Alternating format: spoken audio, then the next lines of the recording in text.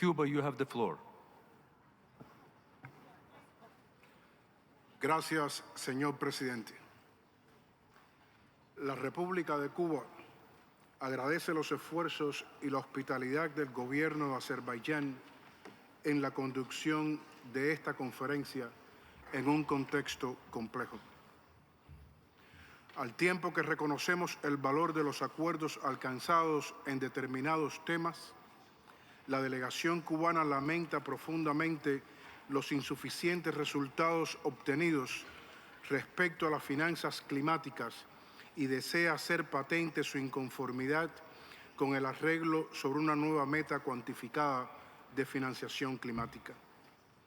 El alcance de la decisión adoptada es muestra de la falta de compromiso de nuestros socios desarrollados con la acción global para el enfrentamiento al cambio climático y reflejo de una clara intención de renunciar a sus responsabilidades históricas y jurídicas reconocidas en la Convención Marco y su Acuerdo de París. Una meta de financiamiento que en alguna medida, directa o indirectamente, pretende convertir a los países en desarrollo en contribuyentes al financiamiento que deben proporcionar los países desarrollados, socava la Convención y el Acuerdo de París, incrementando el ya abultado flujo de recursos del sur hacia el norte en una suerte de colonialismo ambiental. El nuevo objetivo financiero, como planteado, no responde a las necesidades mínimas demandadas y no deja margen para su mejora y adecuación en un tiempo prudencial. La cuantía de 300 billones anuales representa menos hoy para los países en desarrollo que lo que representaban los 100 billones en 2009, si se tiene en cuenta la inflación en los últimos años, y contrasta de manera alarmante con los presupuestos de defensa de los países desarrollados. Con ello, se hiere el régimen jurídico que hemos construido tras largos años de negociación y no se garantiza el respaldo suficiente a 2 rondas de contribuciones nacionalmente determinadas. Los países en desarrollo, con independencia de nuestra baja contribución al cambio climático, nos hemos trazado ambiciosos planes de mitigación. Sin embargo, nos enfrentamos a las limitaciones que impone un sistema económico internacional desigual e injusto que funciona en contra del bienestar de toda la humanidad, siendo los más vulnerables y menos responsables por la crisis climática actual quienes encaramos el mayor peso de sus consecuencias. Cuba reafirma su compromiso con la acción climática de conformidad con los acuerdos adoptados, pero rechaza la pretensión de los países desarrollados de imponernos estándares de reducción de emisiones no alineados con los principios de la Convención y el Acuerdo de París, mientras diluyen su responsabilidad con la provisión de medios de implementación indispensables para el desarrollo de acciones más ambiciosas. Salden su deuda ecológica con la humanidad, salden su deuda climática y no nos hagan responsables de las consecuencias de sus insostenibles patrones de producción y consumo. Subrayamos nuestra firme voluntad para continuar el diálogo en estos temas cruciales y seguir haciendo del multilateralismo herramienta indispensable en la búsqueda de soluciones justas para los graves problemas que enfrenta la humanidad. Gracias.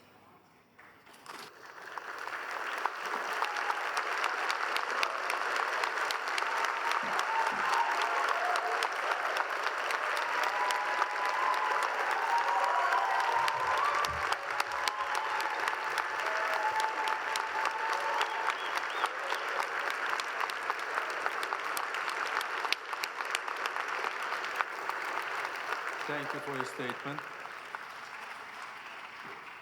India, you have the floor.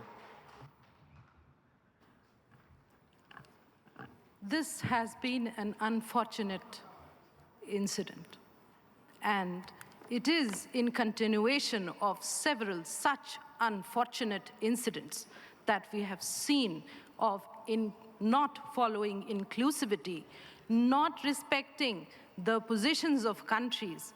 We had informed the presidency, we had informed the secretariat that we wanted to make a statement prior to any decision on the adoption. However, and this is for everyone to see, this has been stage managed, and we are extremely, extremely disappointed with this incident.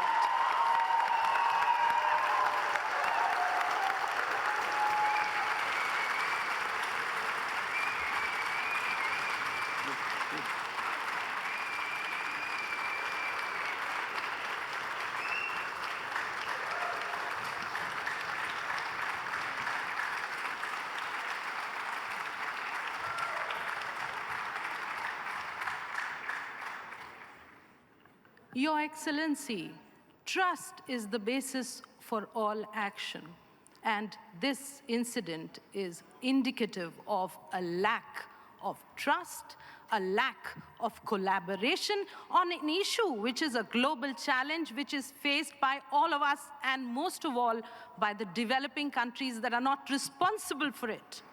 But we've seen what you have done. However, would want to say that gaveling and trying to ignore parties from speaking does not behove the UNFCCC system, and we would want you to hear us and also hear our objections to this adoption. We absolutely object to this unfair means followed for adoption.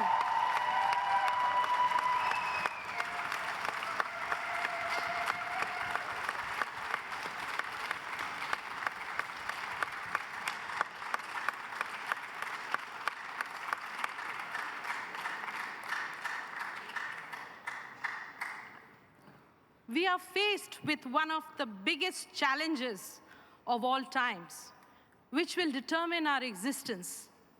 The only thing that enables us to move beyond and undertake action in line with addressing this challenge is collaboration and trust among us. It's a fact that both have not worked today, and we are extremely hurt by this action of the presidency and the secretariat. The one thing, the trust that there will be action by those who can take action. Developed countries have the wherewithals to take action. They should agree to advance their net zero objectives, the goals, and become net negative soon thereafter.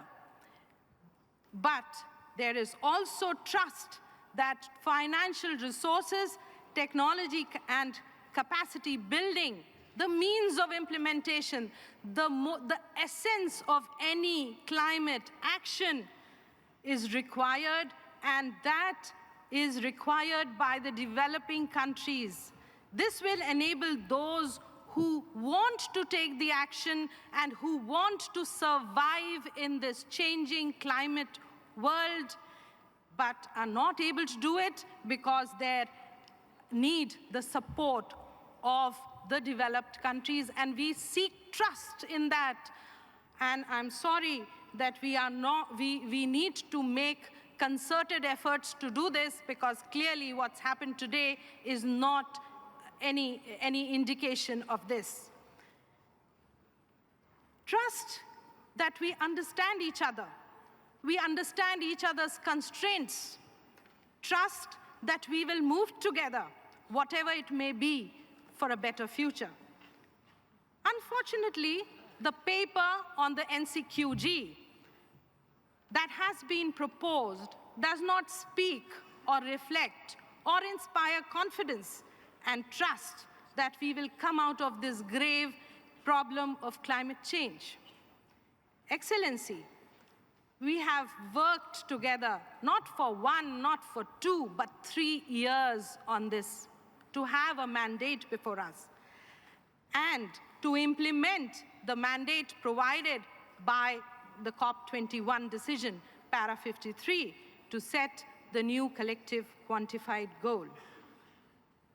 The goal was envisioned and decided to be set in the context of the needs and the priorities of developing countries, and based on the principles of equity and common but differentiated responsibility. Both are fundamental to the UNFCCC and its Paris Agreement. This is the essence of our collaboration. This is the only basis for coming to a UN body where all of our countries can together discuss and arrive at solutions to address climate challenges that we all face. The developing countries are most impacted by climate change. In addition to our development priorities, we have to contend with the additional stresses and crises of climate. The global south is being pushed to transit to low-carbon pathways, even at the cost of our growth.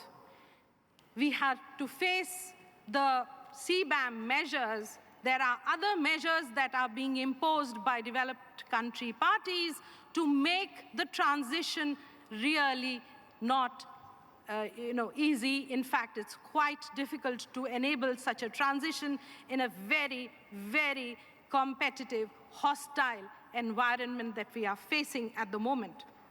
The COP29 decision on NCQG was in the light of inequitable impacts of climate change on developing countries, the increasing threat of these impacts, and the need to finance the evolving needs and priorities.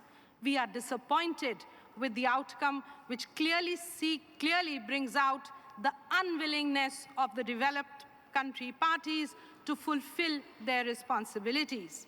As we struggle to deal with climate change, the outcome proposed in the paper will further affect our ability to adapt to climate change, greatly impact our NDC ambitions and its implementation, and create further challenges to our resilience, and above all, will severely impact growth.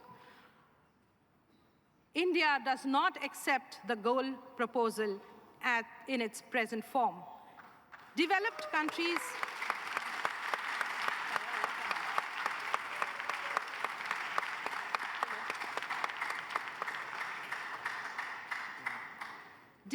countries taking lead for a mobilization goal of a mere sum of $300 billion, and that too to be reached only by 2035. That's almost 11 years later. And that too from a wide variety of sources. So it would have to be private, it would have to be multilateral. And there are large amounts of it which will be left for the developing countries to mobilize themselves. The goal is too little, too distant. It is 2035, it's too far gone.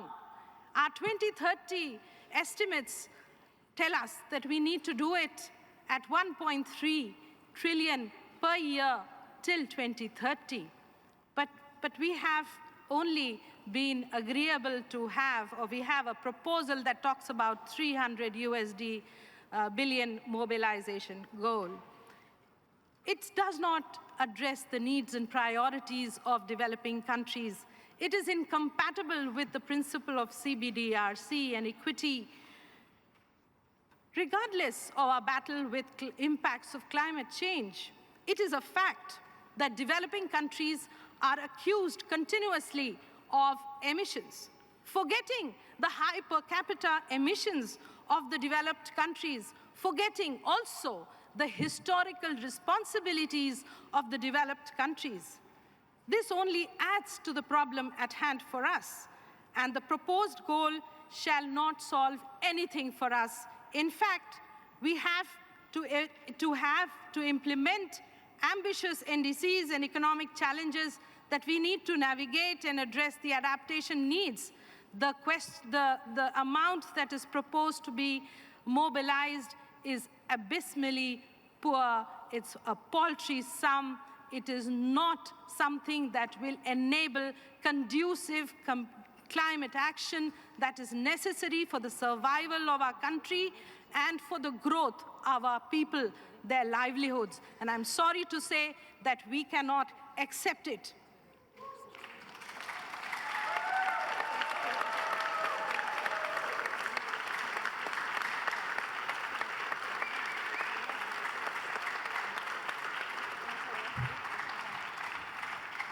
Excellency, the current text's paragraphs 8A, 8C, and 9 are highly problematic for us. This little commitment has been further qualified by a footnote. We know that recapitalization of MDBs is a matter that has remained unaddressed. And in that situation, we know also that in times to come, if we participate, developing countries will be and are going to be the major contributors for financing climate action through this 8C. Counting finance mobilization through MDBs into the overall goal is not a progression from 100 billion goal, but is a deflection of the responsibility of the developed countries towards developing country shareholders of the MDBs. Excellency, I regret to say that this document is nothing more than an optical illusion. This, in our opinion, will not address the enormity of the challenge we all face.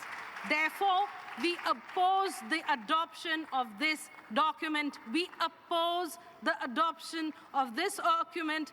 India opposes the adoption of this document, and please take note and regard of what we have just said from the floor of this room. We seek... Thank you for your statement. We seek a much higher ambition. We seek a much higher ambition from the developed countries, and which does not seek support. The ambition that exists at present of 300 billion is actually seeking support of the developing countries, and that is such an unacceptable fact. It is not right that you should expect that from a developing country, and the developed countries are happy to say that we should be contributing to that effort. I'm sorry, we are not happy. We are very unhappy, disappointed with the process, and object to the adoption of this agenda. Thank you. Thank you for your statement. I take note of your statement. Statement will be reflected in the report.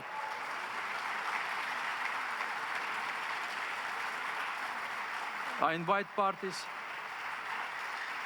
Oh, sorry. Bolivia, you have the floor. Gracias, presidente. El Estado Plurinacional de Bolivia expresa su solidaridad con la delegación de la India y acompaña la posición de solicitar la objeción de esta decisión. India es la conciencia sobre la necesidad de fortalecer la equidad en estas negociaciones climáticas, defendiendo el derecho de millones de personas a vivir con dignidad en el marco de un contexto internacional injusto.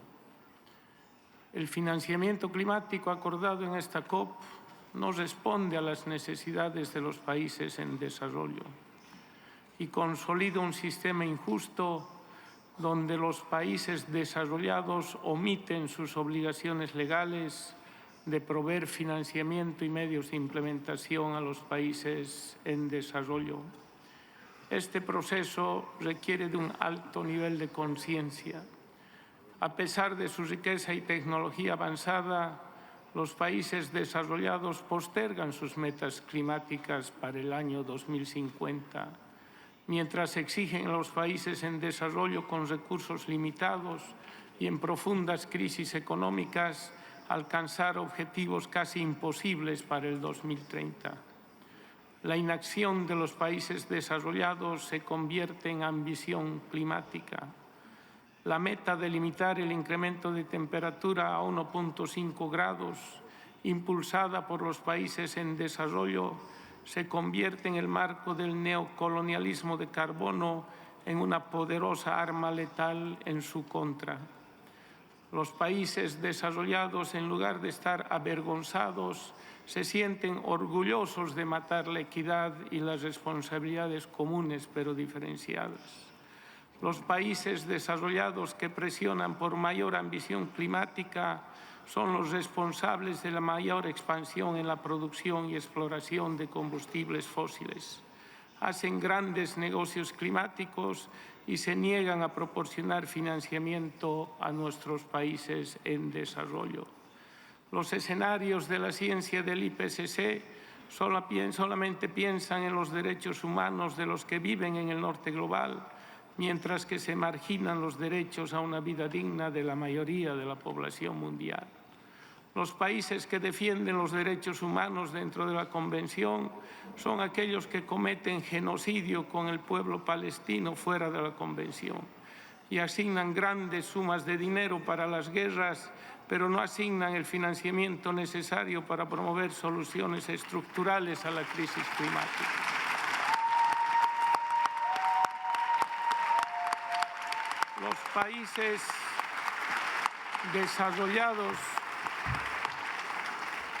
Los países desarrollados ponen enfrente como no negociable la meta de 1,5 al alcance, pero combaten tenazmente la única acción posible para lograrla, que los mismos países desarrollados logren emisiones netas cero de carbono para 2030 y emisiones posteriores negativas. Esto provoca mayor pobreza y dependencia económica de los países en desarrollo. En este mundo injusto e inequitativo, los responsables de realizar las acciones de mitigación climática ya no son los países históricamente responsables de la crisis climática. Al contrario, los países en desarrollo somos los responsables quienes sufrimos sus impactos. Nuestros países no reciben financiamiento para la implementación de sus NDCs. Se nos exige más ambición climática con un financiamiento que es espejismo, humo y espejos. El financiamiento muy por debajo de nuestras necesidades es un insulto a la demanda de los países en desarrollo y es una flagrante violación de la justicia y la equidad climática. El financiamiento real se extingue. La cooperación internacional se extingue. Pasamos del tiempo de no dejar a nadie atrás a la era del sálvese quien pueda. Más aún, los países, en lugar de levantarse y exigir sus derechos, optan por ser complacientes con el injusto statu quo. Pero los pueblos y la sociedad civil tienen memoria y energía para reclamar sus derechos y no descansarán hasta lograr la justicia climática. En este contexto, ratificamos que la acción climática ambiciosa de los países en desarrollo depende del cumplimiento del artículo 4.7 de la Convención y del artículo 9.1 del Acuerdo de París a través de la provisión de financiamiento público de los países desarrollados que responda a las necesidades del sur global, priorizando además los enfoques no basados en los mercados. Ante la ausencia de financiamiento real y tangible, será difícil para los países en desarrollo poder cumplir con los compromisos definidos en las NDCs en el marco del Acuerdo de París. El financiamiento climático no es caridad, es una obligación legal de los países desarrollados. El monto de la meta acordada en esta decisión preserva la injusticia climática y no responde a las justas demandas de los países en desarrollo. El pago de la deuda climática es un derecho de los pueblos del sur global. Muchas gracias. Thank you for your statement. I take note of your statement. Your statement will be reflected in the report. May I urge parties to keep your statement brief. Nigeria, you have the floor. Thank you very much. I wanted to say I appreciate the effort that has been made to ensure that we get to where we are, but I do lend my voice to India. And it's going to be a huge disservice to myself, my country, and the women, the rural women, the women who are in the developing countries. Not just the women, everybody. If we walk back home with 300 and we say that the developed countries are taking the lead, this is an insult to what the convention says. Should I remind us of what the convention says? That it noted that developed countries had the largest share of historical and current global emissions. This might be 1994, but it's still very current till now. It also said that the developed countries would take the lead, and this lead is climate finance. That the developing country is saying that it's taking the lead with $300 billion till 2035 is a joke. And it's not something we should take lightly. I do not think it's something we should clap our hands and force us to take it. I do not think so. I think we should rethink it. It's not just by putting it in our statements, but we have a right as countries to choose if we're going to take this or not. And I'm saying that we do not accept this. You expect us to have ambitious NDCs. The NCQG was supposed to enable us to have realistic finance goals. $300 billion is unrealistic. Let us tell ourselves the truth. This is 3 a.m. and we're going to clap our hands and say this is what we're going to do? I don't think so.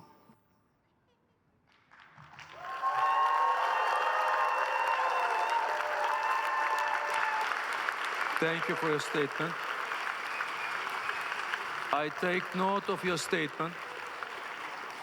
Your statement will be reflected in the report.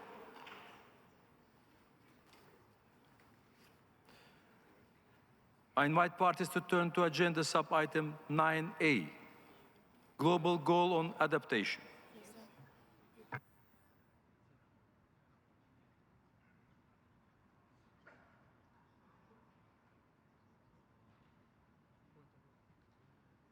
If any countries, European Union, please, you have the floor.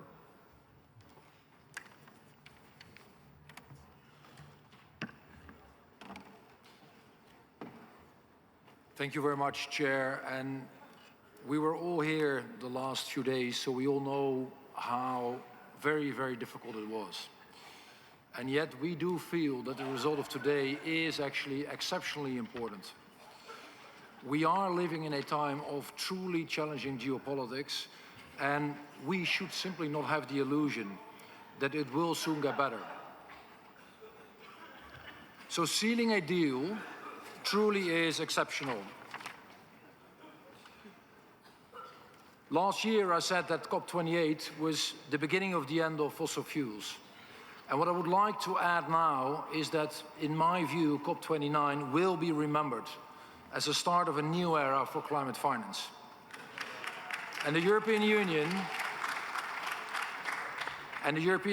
and its member states will continue to play a leading role. And we have worked hard with all of you to ensure that there is significantly more money on the table.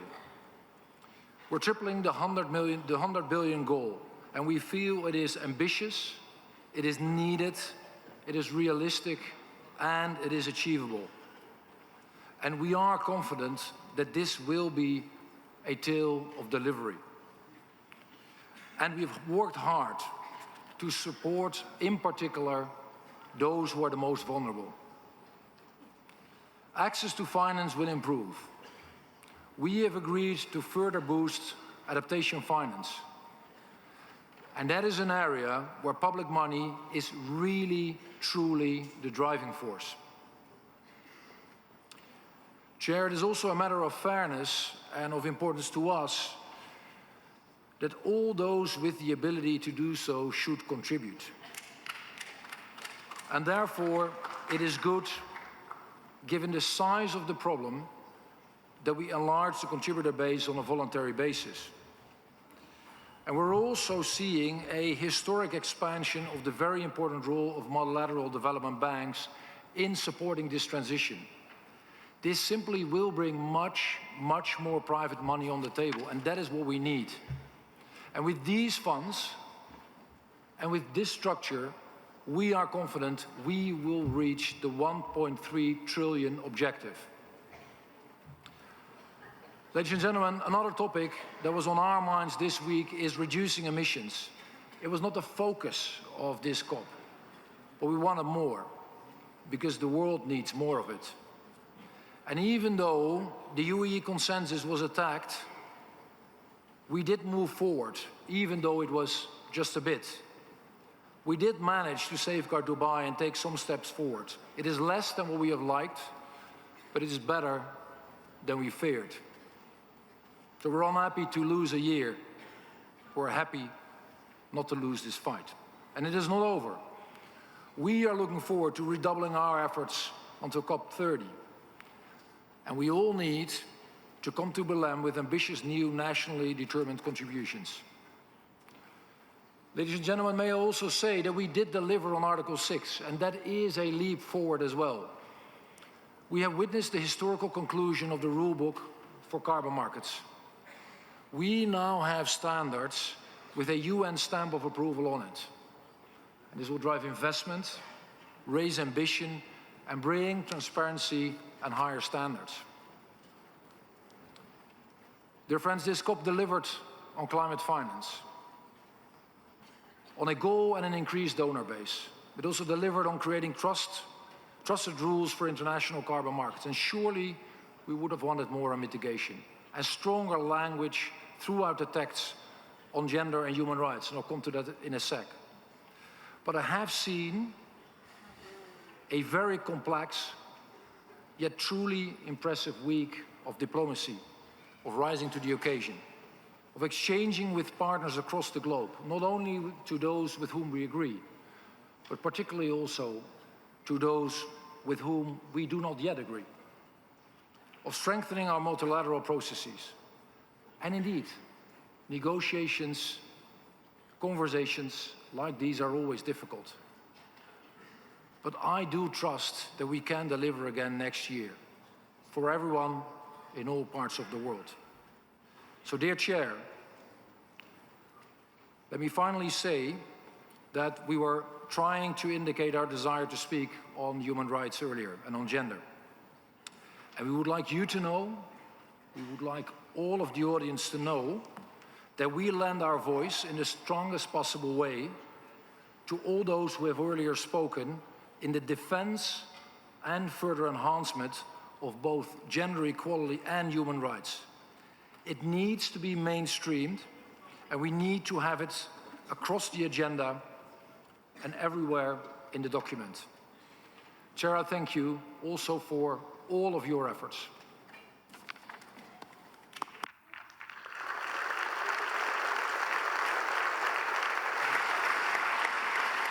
Thank you for your statement.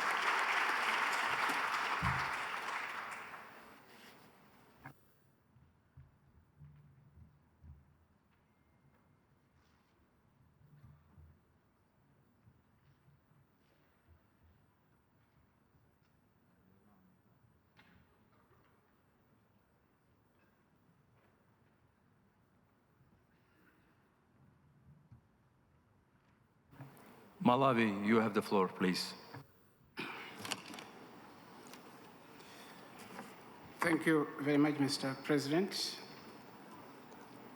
I want to raise my voice on behalf of the 45 least developed countries that I spoke for in the afternoon in the other room when we met. I want to agree with India, Bolivia, and also Nigeria as to the statements that they have provided. I just want to register that our group of the ODCs, this goal is not what we expected to get after some years of discussions. It's not ambitious to us. I just want to refer to paragraph 3, Mr. President, in which we have highlighted the need that we have, the gap that exists between climate finance flows and the needs. And we have quantified together that need in trillions and billions of dollars per year up to 2030. And then after noting this, the figure we are getting in paragraph 8 is far less than what we need to get. And therefore, we don't seem to be serious enough to achieve the goal that we all envisage to get. I also want to raise a point, Mr. President, that if you go through the text, we do not see a share that should be coming to the least developed countries group, and also our colleagues in the small and developing states, that we have been presenting together a call for a share, a particular share to flow through to our two groups. This is not contained in the text. And also, if we go into paragraph 14, we only acknowledge the need to support loss and damage in some way, but then we have not made a provision for this support in the text to go towards loss and damage. We have presented over the years that we need to see the new goal to support adaptation, mitigation, and loss and damage, and this is not reflected in the text. As such, we also want to register our reservation to accept this proposal as it stands, Mr. Co-President. Thank you.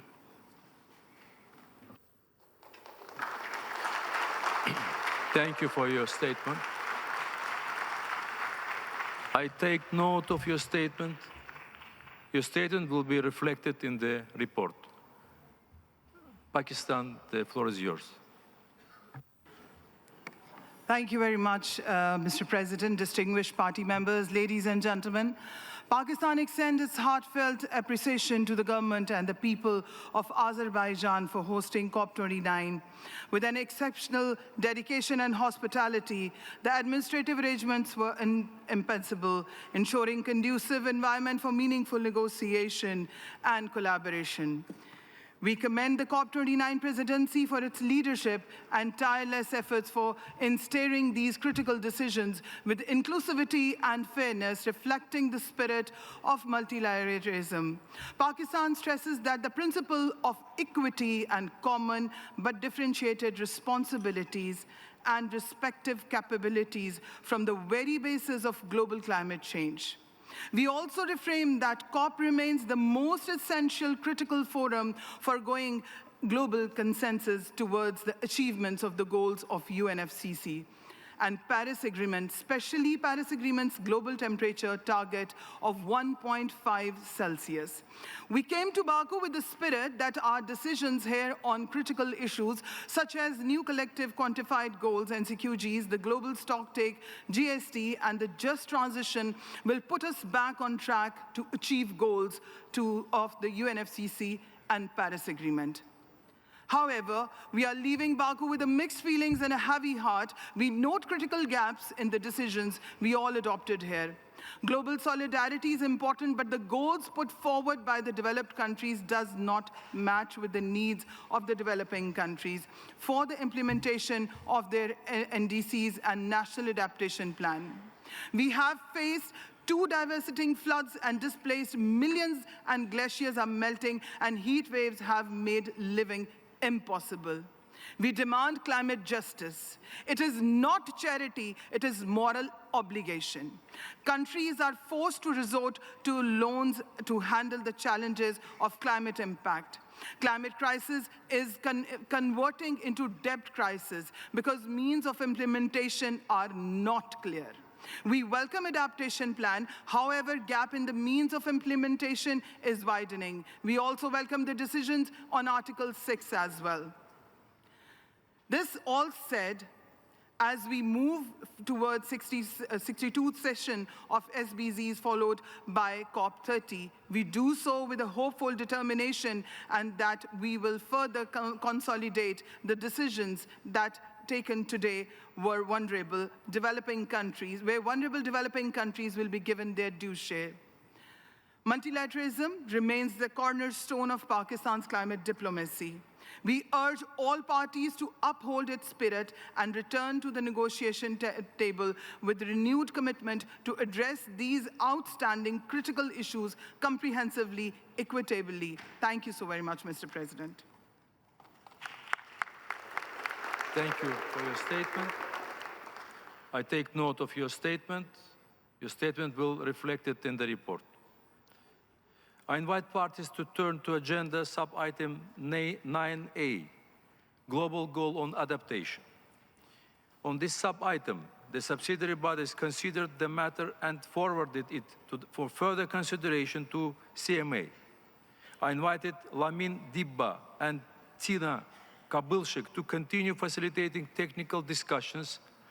In addition, ministerial consultations were conducted by Ministers Eamon Ryan and Franz Tottenbach. I hereby invite the CMA to adopt the draft decision contained in document CMA/2024/L.20. Thank you. I now invite parties to turn to agenda item 6, Sharm el-Sheikh Mitigation Ambition and Implementation Work Program. The subsidiary bodies considered this matter but could not conclude its consideration. On Monday, 18 November, I invited Ursula Fuentes and Marcela Quecana to facilitate discussions on the technical elements. Ministerial consultations were conducted by Ministers Tore Sandvik and Dion George. I hereby invite the CMA to adopt the draft decision contained in document CMA/2024/L.23. Thank you. I invite parties to turn to agenda sub-item 11J, United Arab Emirates Dialogue on Implementing the Global Stocktake Outcomes referred to in paragraph 97 of decision 1/CMA.5. The matters under this sub-item were considered under the SBI, which forwarded it to CMA for further consideration. On Monday, 18th November, I invited Ricardo Marshall and Patrick Spicer to continue to facilitate discussions on this matter.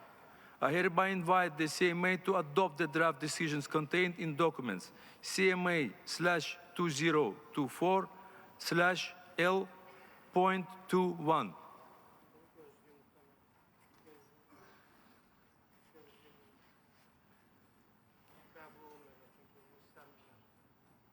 Chile, you have the floor. Thank you very much, Mr. President. Let me start by thanking you and your team for all the great efforts that have been done in the discussions and the elaboration of this text. I think it's, on behalf of ILAC, this is something that reflects the commitment and the willingness to move forward in this important matter of what do we do together with the outcomes of the global stocktake. In our view, the text that we have in front of us lacks a number of very important elements. For example, we believe that the text does not reflect adequately the tools and procedures that we need to have in place in order to achieve the most of the outcomes of the GST and inform adequately the NDCs that need to be presented next year. We believe, for example, that our standard procedure under our process would require that the dialogue to have a report so everybody can understand what the dialogue was all about, to record the main ideas and to carry them forward to a decision that the CMA should take in order to make sure that we have continuity in our process. From our point of view, this is standard procedure in our process. And it would be particularly important to have those procedures in place for such a fundamental process like the GST that is a key element in this ambition cycle that, in turn, is in the heart of the success of the Paris Agreement. Again, I would like to commend you for all the efforts. And we have seen with our own eyes the efforts of your team in trying to bring us together around this text. However, in our view, the text does not enjoy consensus. And we respect fully the views of other parties that see in this text an acceptable proposal. We differ. We believe that the text does not enjoy consensus. So we would like to register our views before you submit this for adoption of the CMA. Thank you.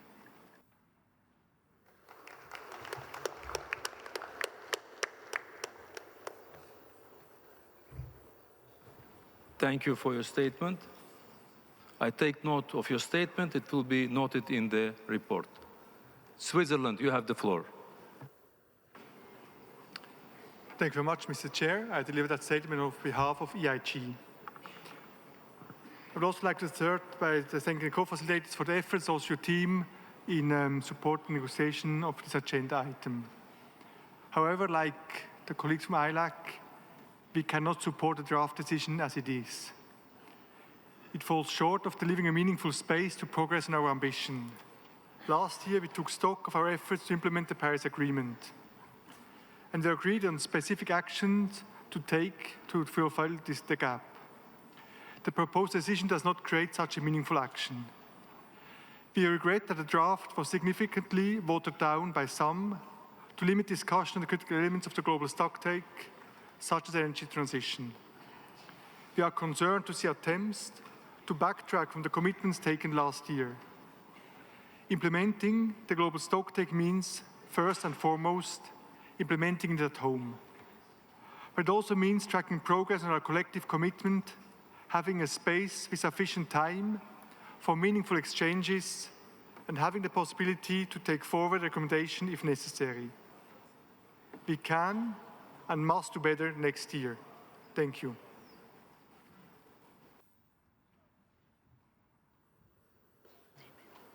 Thank you for your statement. Maldives, you have the floor. Thank you, Mr. President. At the outset, we would like to join others in expressing our gratitude to you and your team for the excellent hospitality and efforts extended throughout this process. I'm honored to be speaking on behalf of the Alliance of Small Island States. We have engaged in good faith in negotiations under this agenda item, one that is of the utmost importance to us. We have shown considerable flexibility in seeking to reach an acceptable outcome. Regretfully, this has not occurred. The text we see before us falls short of our expectations, of our delegation, and also of our group. Thank you.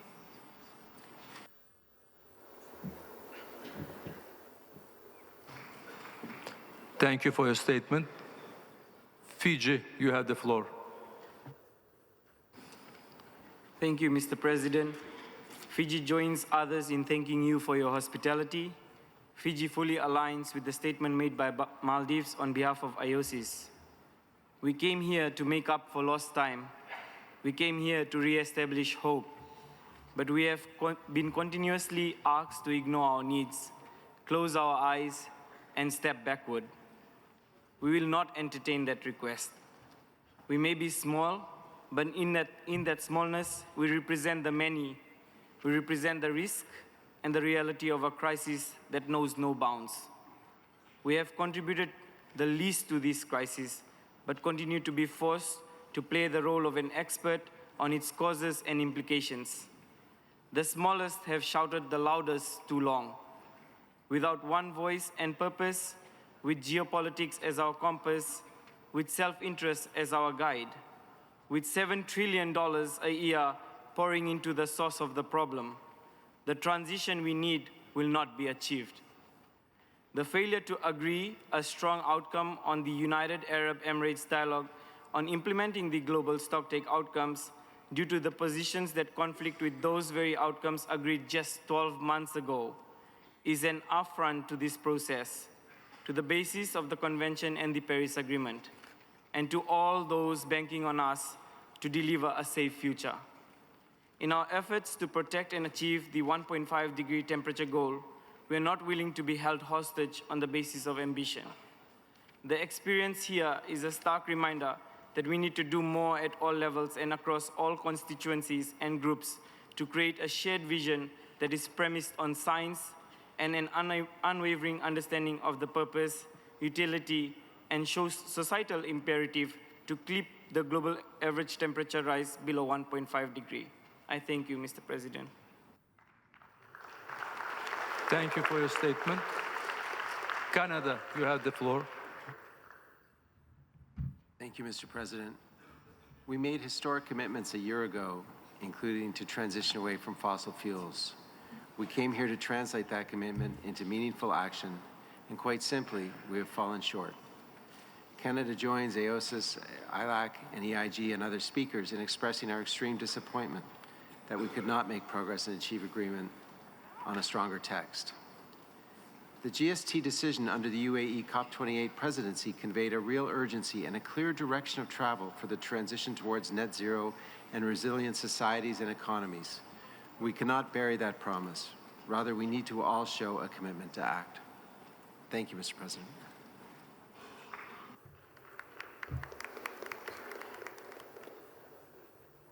Thank you for your statement. Australia, the floor is yours. Mr. President, Australia is speaking on behalf of the umbrella group of countries. We are disappointed that some parties have sought to slow or stymie discussions to take forward the ambitious calls from the global stocktake to triple renewable energy, double energy efficiency, and transition away from fossil fuels. However, the global momentum toward net zero is accelerating and is irreversible. Countries are already working to accelerate the deployment of renewable energy, grids and storage, and to capture the enormous economic opportunities and to provide better jobs and futures for their workers and communities. We affirm our strong resolve to take forward the ambitious actions in paragraph 28 of the global stocktake in our countries and through our ongoing discussions in this forum on the implementation of the global stocktake.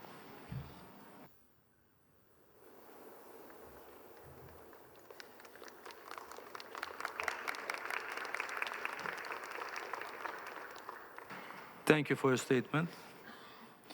In view of these concerns from the parties, I propose that the CMA requests the subsidiary body for implementation to continue consideration of this matter at its 62nd sessions with a view to recommending a draft decision for consideration at CMA 7.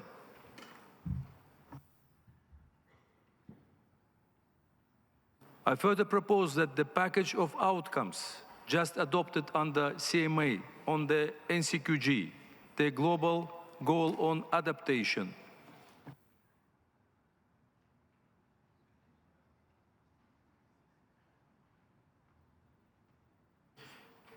the mitigation work program, be named as BAKU Climate Unity Pact.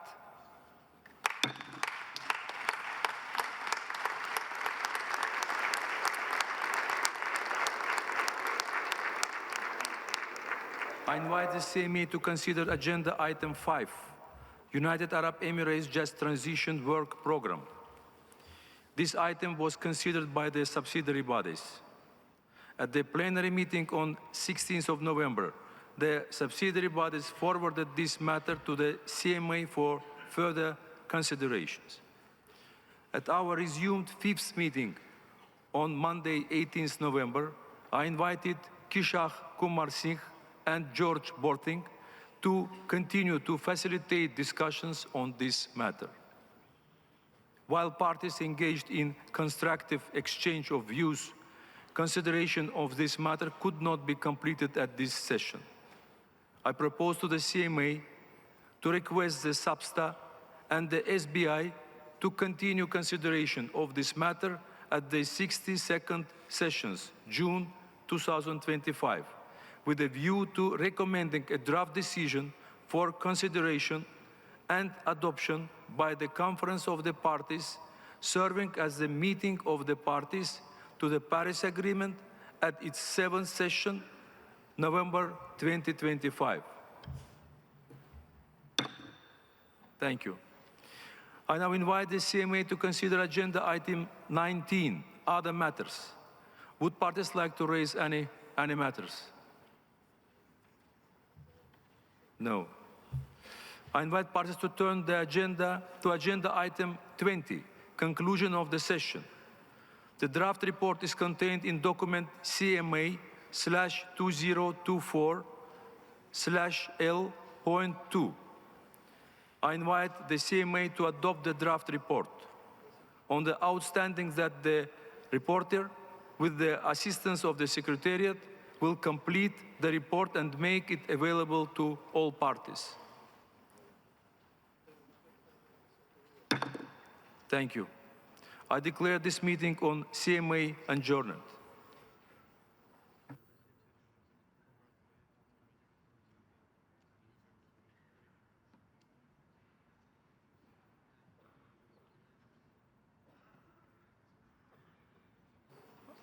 I now resume the 11th meeting of the COP.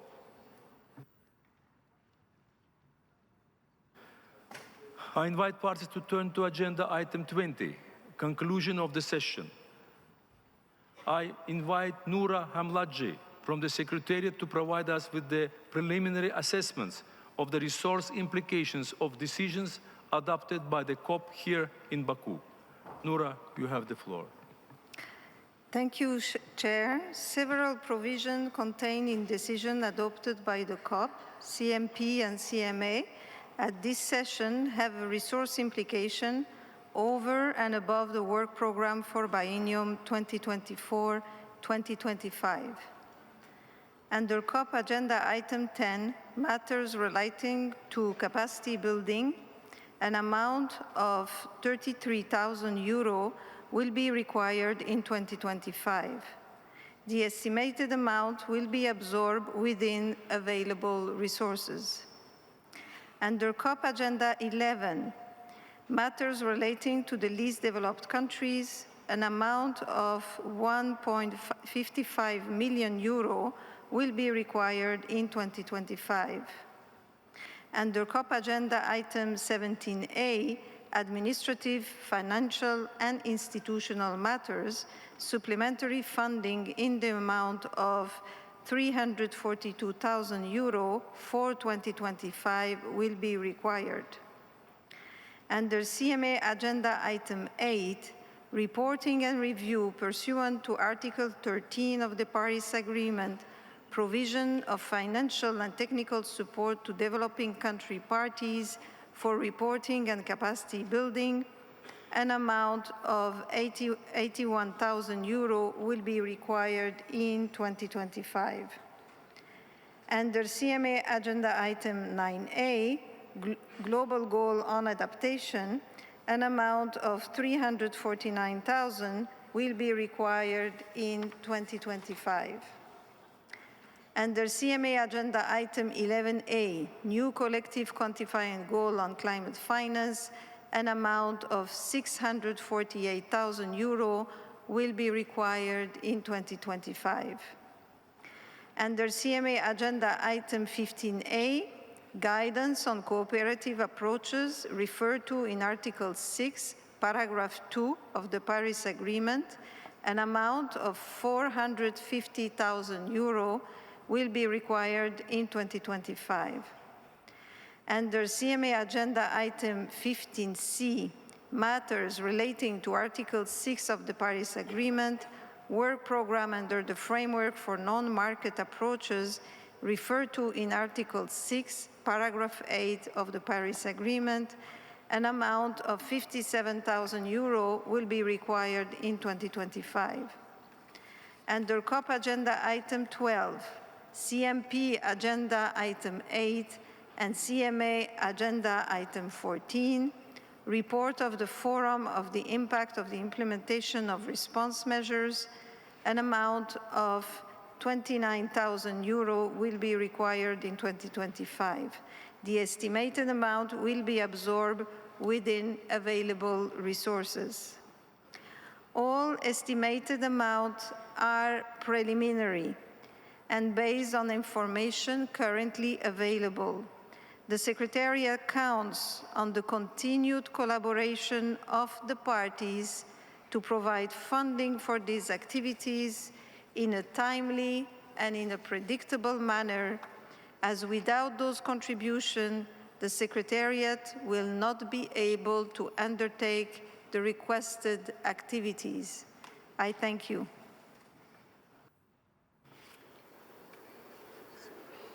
Thank you, Nora. The draft report is contained in document CP/2024/L.1. I invite the COP to adopt the draft report on the understanding that the reporter, with the assistance of the Secretariat, will complete the report and make it available to all parties.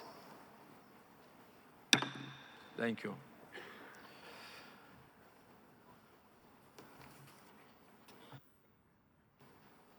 Now I declare this meeting of the COP adjourned.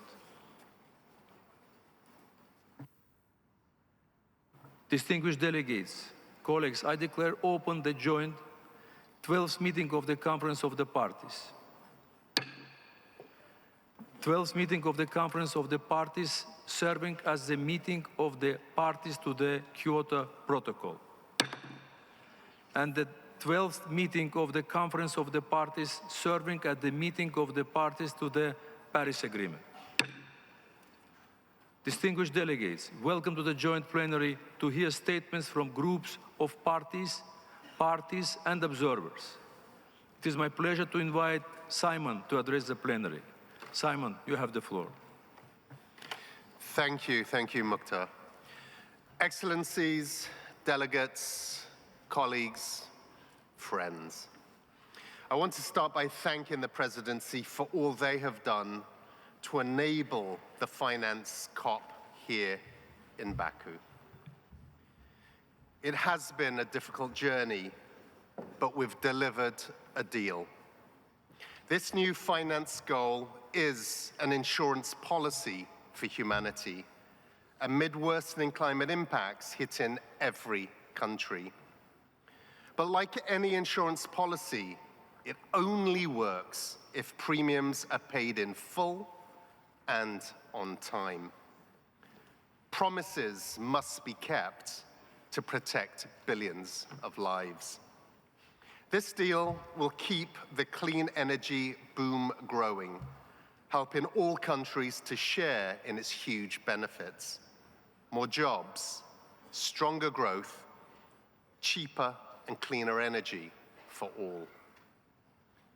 We needed this to be an enabling COP, one which helped translate the pledges of COP28 into real-world outcomes to protect people, prosperity, and the planet. And that's what we have made possible. At COP28, the world agreed to triple renewables. At COP29, we tripled climate finance. And countries will work to mobilize much, much more. At COP28, the world agreed to boost climate resilience. COP29 will help finance real protections for those on the front lines, especially the most vulnerable. COP29 also reached global agreement on carbon markets after almost a decade of hard work, where several previous COPs were not able to get this done. No country got everything they wanted, and we leave Baku with a mountain of work to do. The many other issues we need to progress may not be headlines, but they are lifelines for billions of people. So this is no time for victory laps. We need to set our sights and redouble our efforts on the road to Belém. Even so, we've shown the UN Paris Agreement is delivering, but governments still need to pick up the pace. Let's not forget, without this UN-convened global cooperation, we'd be headed towards 5 degrees of global warming. But we're still a long way off course. Bold new climate plans on the way to Belém will be crucial to getting us back in the race. They must embed the targets we agreed in Dubai, including to rapidly ramp up renewables, transition away from fossil fuels, and transform societies, making them more resilient. Whole of economy, whole of society plans are crucial. We've seen clear signals here from 2 G20 countries, the UK and Brazil, because stronger climate actions are entirely in the interests of their economies and their people. Friends, progress here in Baku has been hard-won. I pay tribute to all those who worked around the clock. Even if you didn't get everything you sought, what you delivered will make billions of lives safer and better. To those of you who have joined from civil society, your work helps our process make progress. Today we set a new goal, and you will be vital in ensuring that that goal is fulfilled. To the staff of the Secretariat, you have been stretched beyond belief, and yet time and again you stood and delivered, so that tens of thousands of people from almost 200 countries could come together and take global climate efforts forward. I have never seen a harder working group of people that steady the ship when times get tough. Excellencies, friends, we still have a very long road ahead of us. But here in Baku, we took another important step forward. The UN Paris Agreement is humanity's life raft. There is nothing else. So here in Baku, and all of the countries represented in this room, we're taking that journey forward together. I thank you.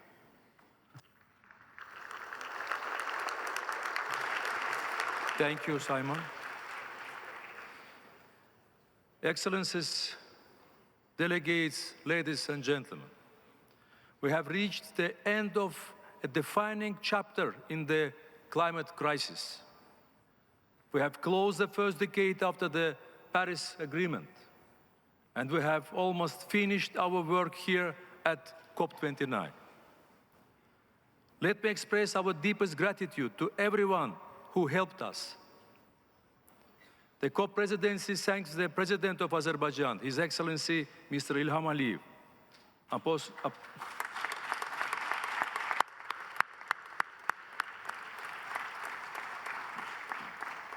Upon his instruction, all necessary facilities were provided to ensure the smooth and effective running of the conference. It was his vision for Azerbaijan to host COP29, and his leadership ensured it was a success. His guidance and support has been an inspiration for all of us. Let me express our gratitude to the UNFCCC team and Simon Steele, to the whole UN family and the Secretary General who mobilized for us, to the leaders, negotiators, ministerial pairs, interpreters, activists, support staff, and the thousands of volunteers who offered Azerbaijani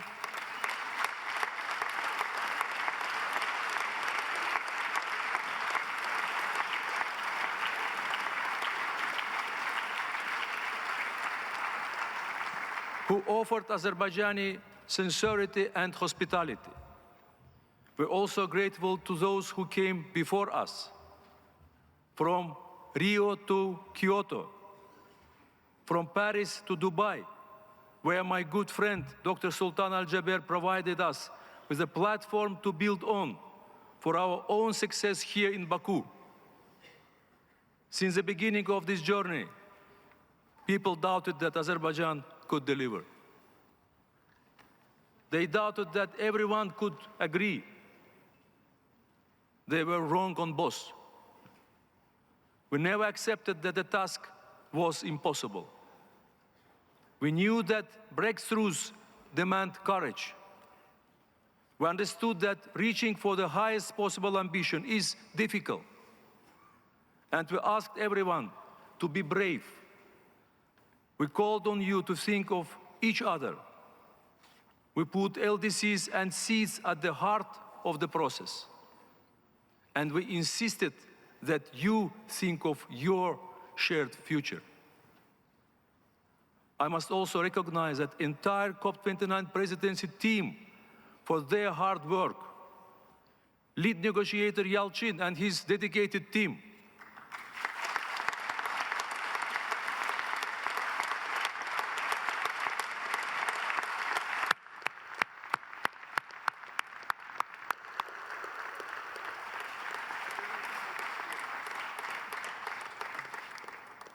CEO Nermin and her fantastic staff.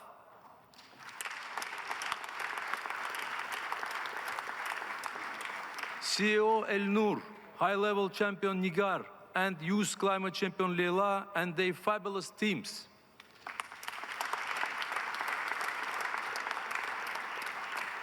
Every team member who rose to the challenge.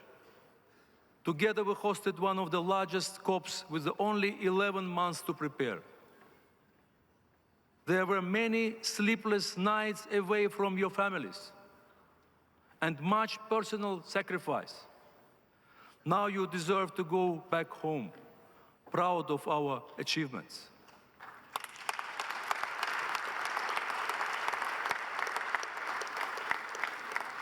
Throughout the summit, so many people stepped up and contributed.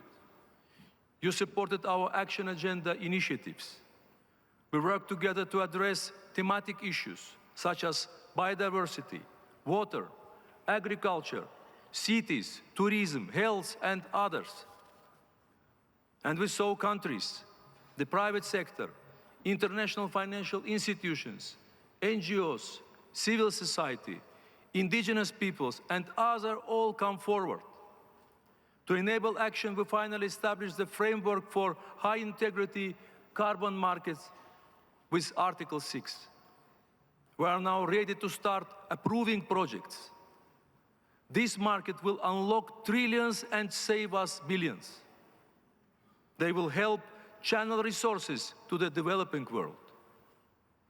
And they will reduce the cost of implementing our climate plans. They will mean more coal plants decommissioned, more wind farms built and more forests planted. They will work taken nearly a decade, and it comes just in time to support ambition in our next NDCs. And through all these challenges, we stayed focused on our top negotiating priority, a new climate finance goal. This was the hardest task that multilateral climate process has ever attempted.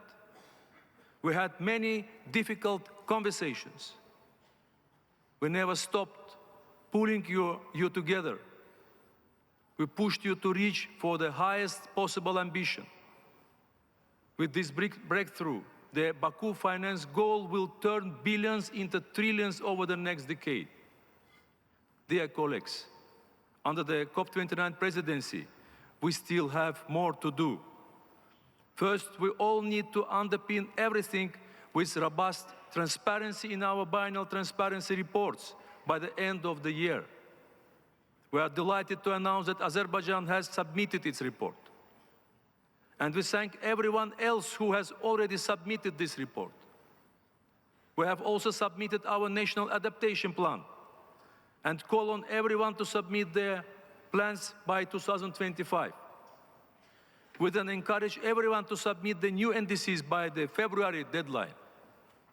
The COP29 presidency will remain active throughout the year. We will support the incoming Brazilian presidency. We will continue to build partnership between the Rio Conventions, and we will continue to bring you together in our action agenda platforms such as Big Fit, Harmonia, Baku Dialogue on Water for Climate Action, and many others. Before we all meet again in Belém, allow me to say this. Never forget the value of your contribution. Never doubt the power of your example.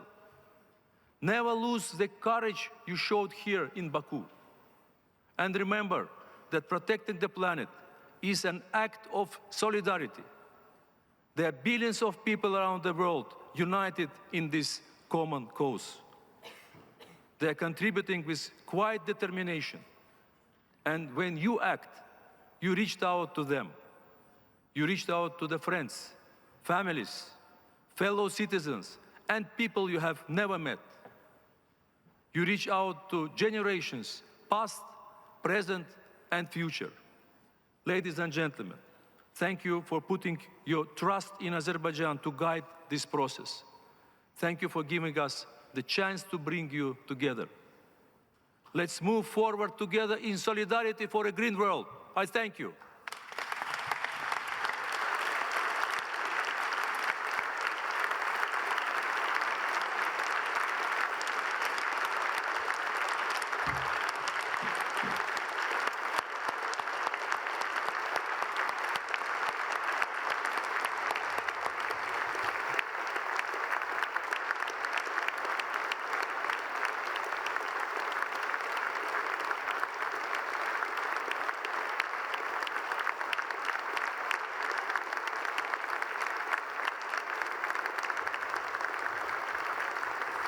Dear delegates, as mentioned at the beginning of the closing plenary, in the light of the late hour, I once again strongly urge parties who would like to take the floor to keep their interventions concise and propose to limit the time per speaker for 3 minutes. Please note that statements can be uploaded to the submissions portal in the lieu of, and in addition to, oral delivery.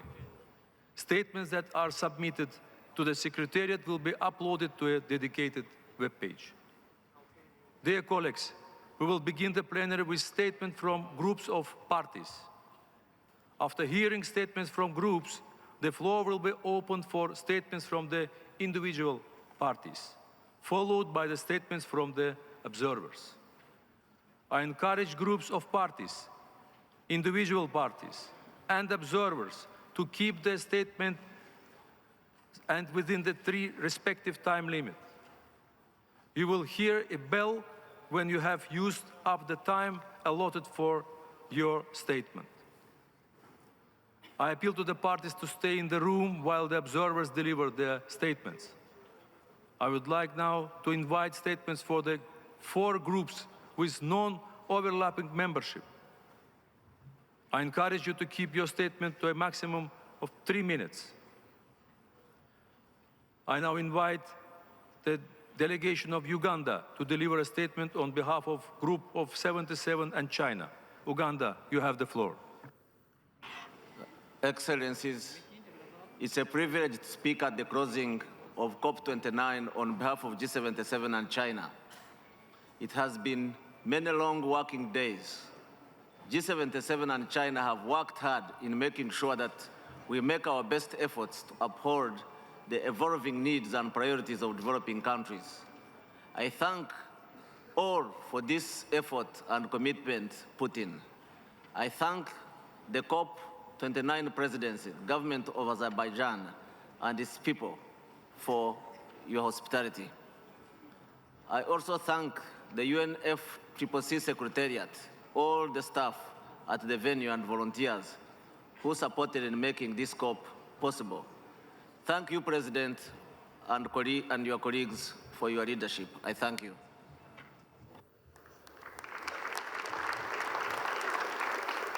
Thank you for your statement. I now invite the European Union to deliver a statement. Hungary, you have the floor.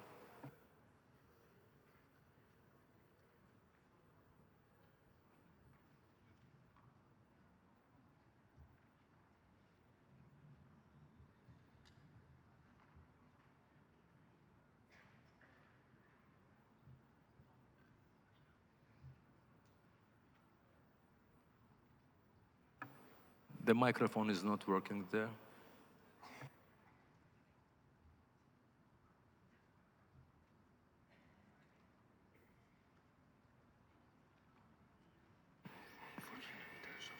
Please, it's working now.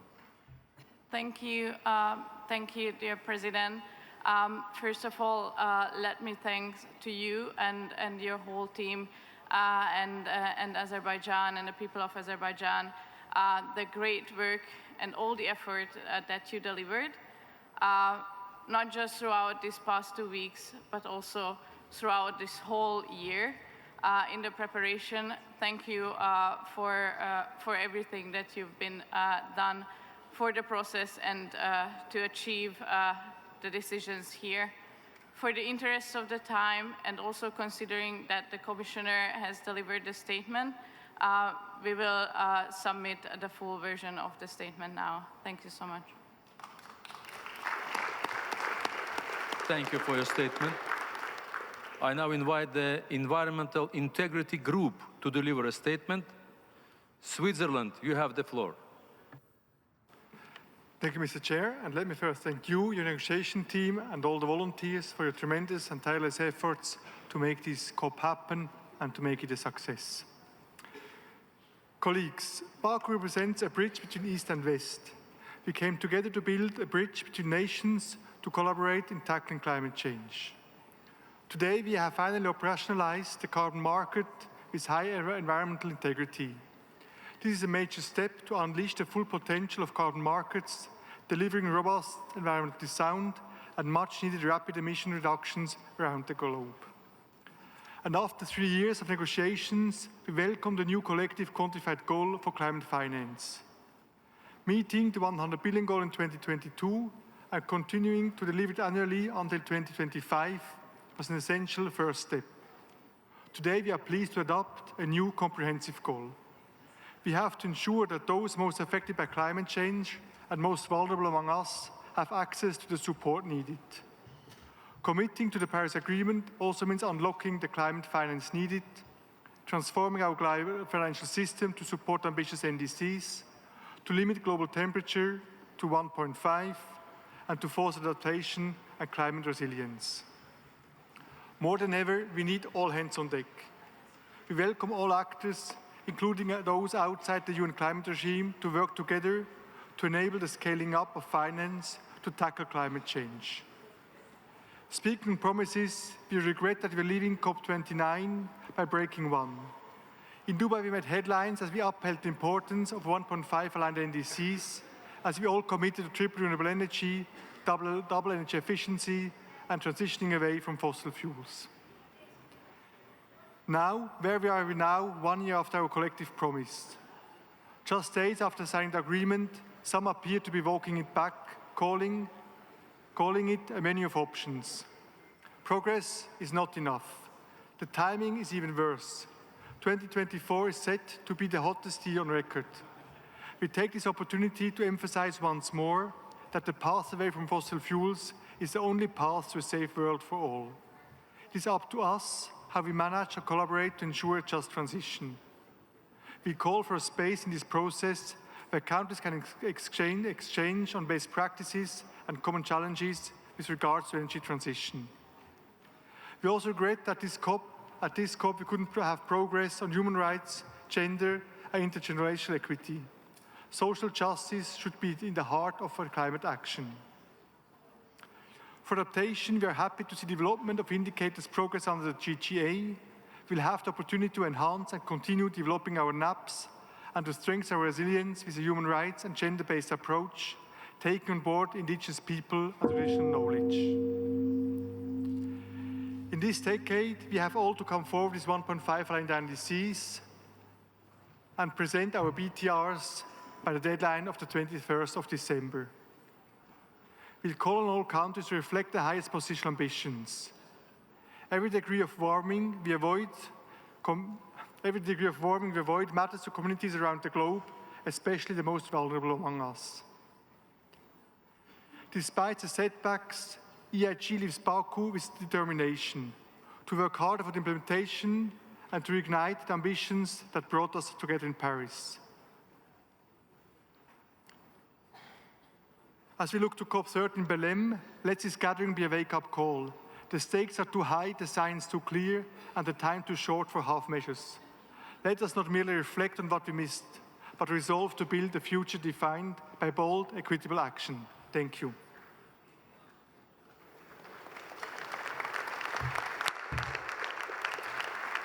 Thank you for your statement. I now invite the Umbrella Group to deliver a statement. Australia, you have the floor. Mr. President, Excellencies, I'm pleased to speak on behalf of the Umbrella Group of countries. The Umbrella Group recognises the historic agreement reached here in Baku on a new collective quantified goal. These negotiations have been challenging and important. We express our appreciation to the many experts who've contributed to this outcome, to Zahir Fakir and Fiona Gilbert, who've worked tirelessly as the co-chairs of the ad hoc work programme, and to the 4 presidencies that have guided this work, the United Kingdom, Egypt, the UAE, and of course, Azerbaijan. We recognise the significance of the agreement to mobilise $300 billion per year by 2035 for developing countries as part of a global effort, as well as the broader call to work together to scale up financing from all sources to at least $1.3 trillion per year to support climate action in developing countries.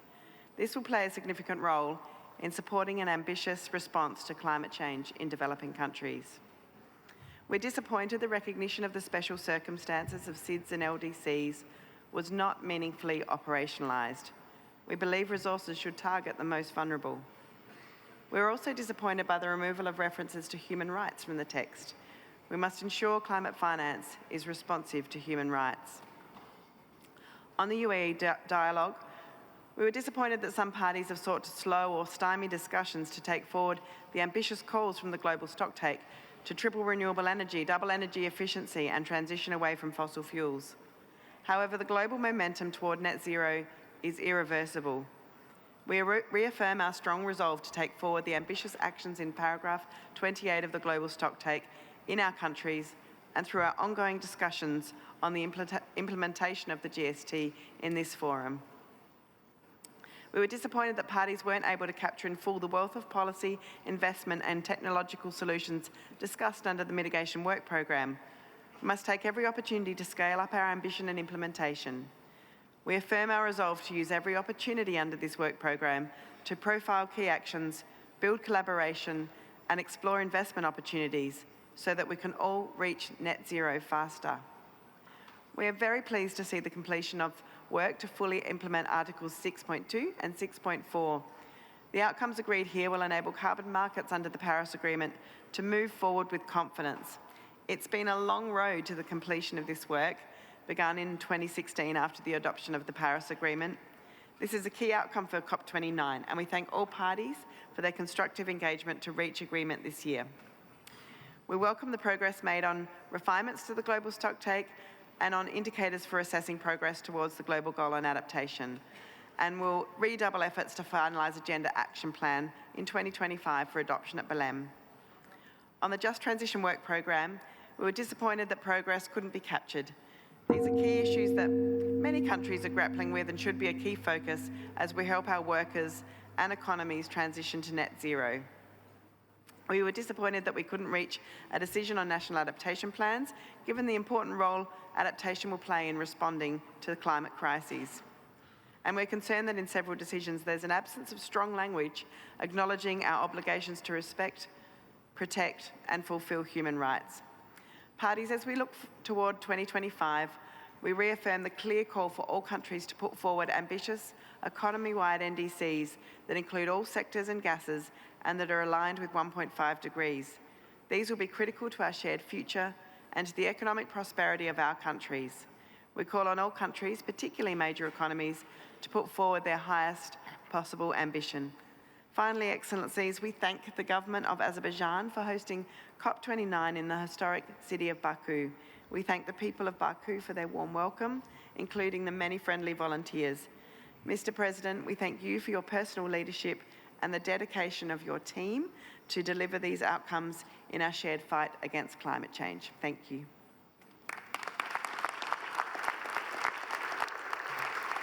Thank you for your statement. Distinguished delegates, I will now open the floor for statements from other groups for a maximum of 3 minutes. I give the floor to Kenya, speaking on behalf of the African Group of Negotiators. Kenya, you have the floor. Thank you, Mr. President. Mr. President, Excellencies, distinguished delegates. Kenya speaks on behalf of the African Group and aligns with the statement of G77 and China. As we conclude COP29, we extend African Group's gratitude to the Presidency for hosting us, for your warm hospitality, with the heartwarming presence of your young volunteers in the beautiful city of Baku. Your leadership has ensured that achieving an outcome remains the foundation of our negotiations.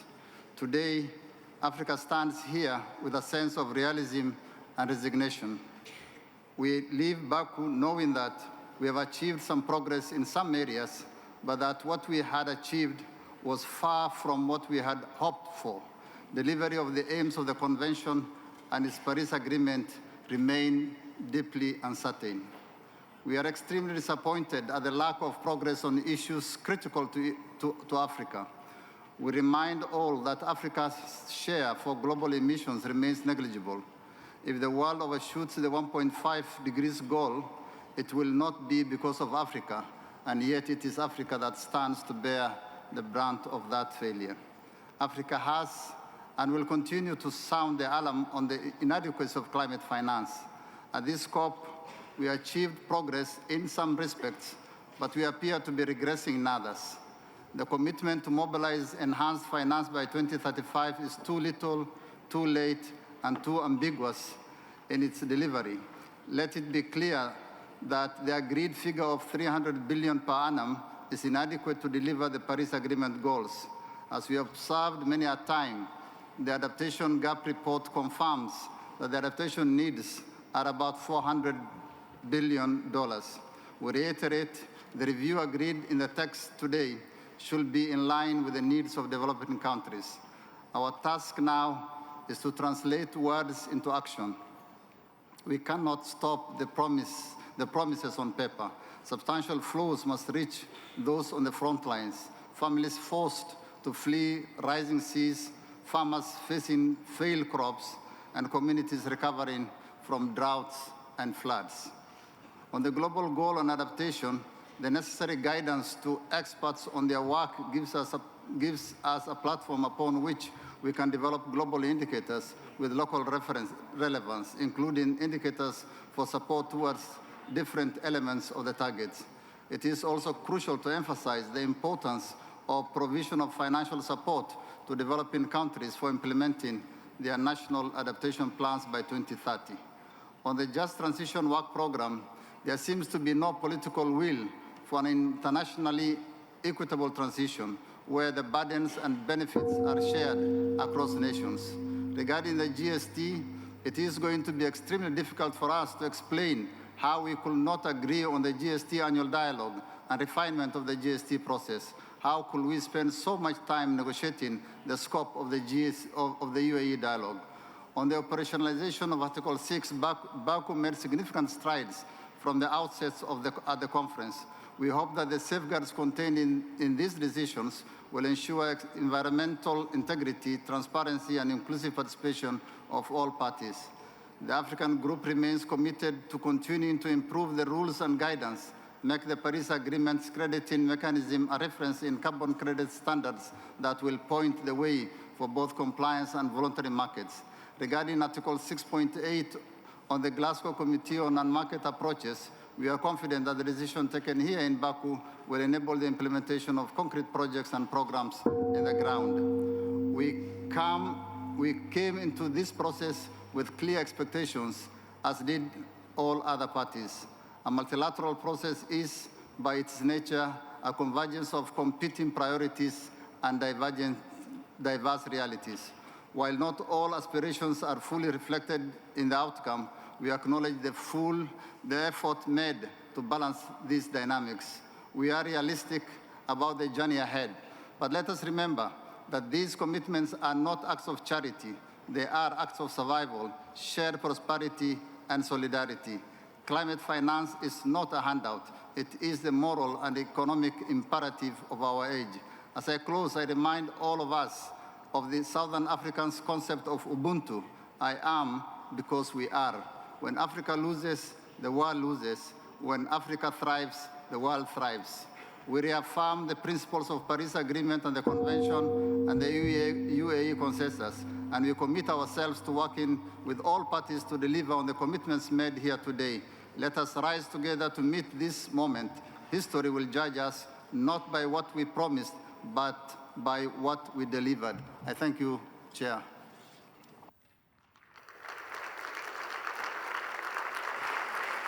Thank you for your statement. I now invite Saudi Arabia to deliver a statement on behalf of Arab states. Saudi Arabia, you have the floor. بسم الله الرحمن الرحيم. معالي مختار بابايف رئيس الدورة 29 لمؤتمر تغير المناخ، أصحاب السمو، أصحاب المعالي، الزميلات والزملاء، يتحدث وفد بلادي باسم 22 دولة عضو في جامعة الدول العربية. إن المجموعة العربية تضم صوتها لبيان جمهورية أوغندا باسم مجموعة 77 والصين. السيد الرئيس، في ختام أعمال هذه القمة يطيب لنا أن نعبر عن تقديرنا البالغ للجهود التي بذلت طوال هذه الدورة لتحقيق تقدم في العمل المناخي العالمي.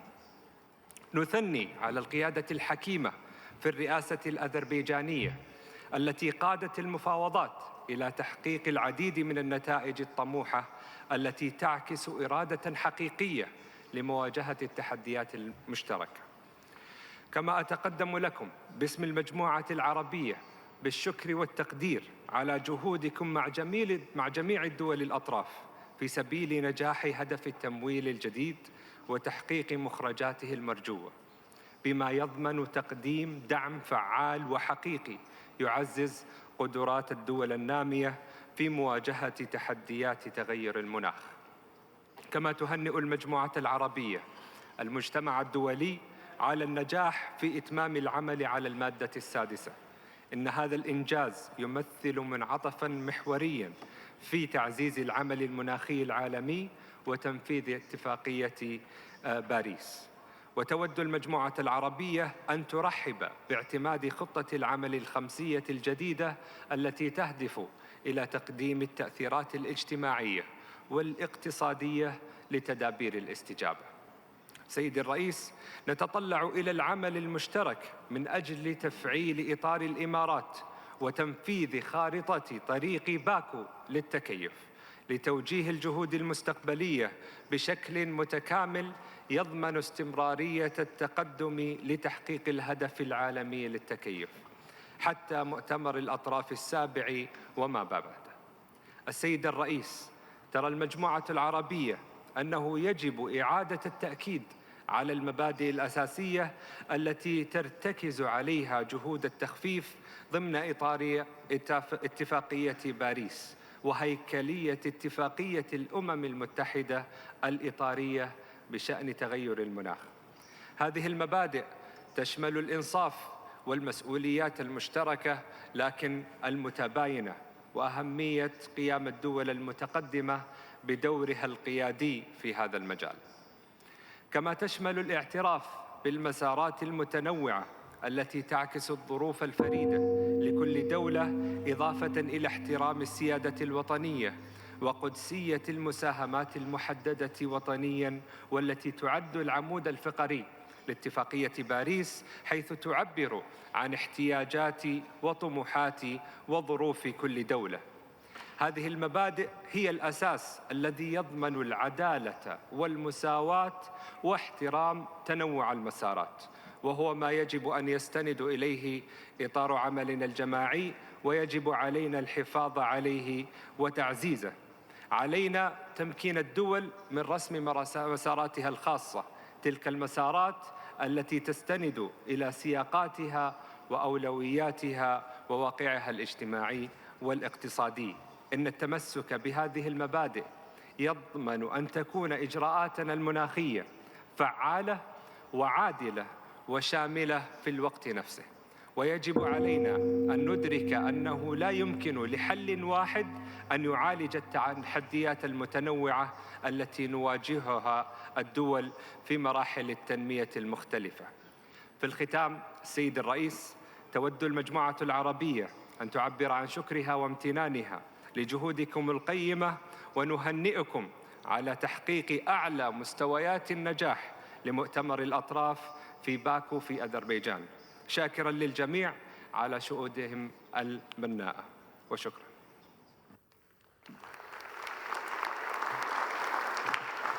Thank you for your statement. I now invite Samoa to deliver a statement on behalf of AOSIS. Samoa, you have the floor. Thank you, Mr. President. Mr. President, Excellencies, colleagues, I align with the statement made by Uganda on behalf of G77 and China. The Alliance of Small Island States joins the consensus on COP29. We have crossed many oceans and continents to meet here for a comprehensive outcome on finance goal. We had more hope that the process would protect the interests of the most vulnerable and those with the least capacity. Nevertheless, we once again have shown how the global community can come together to find solutions that serve humanity.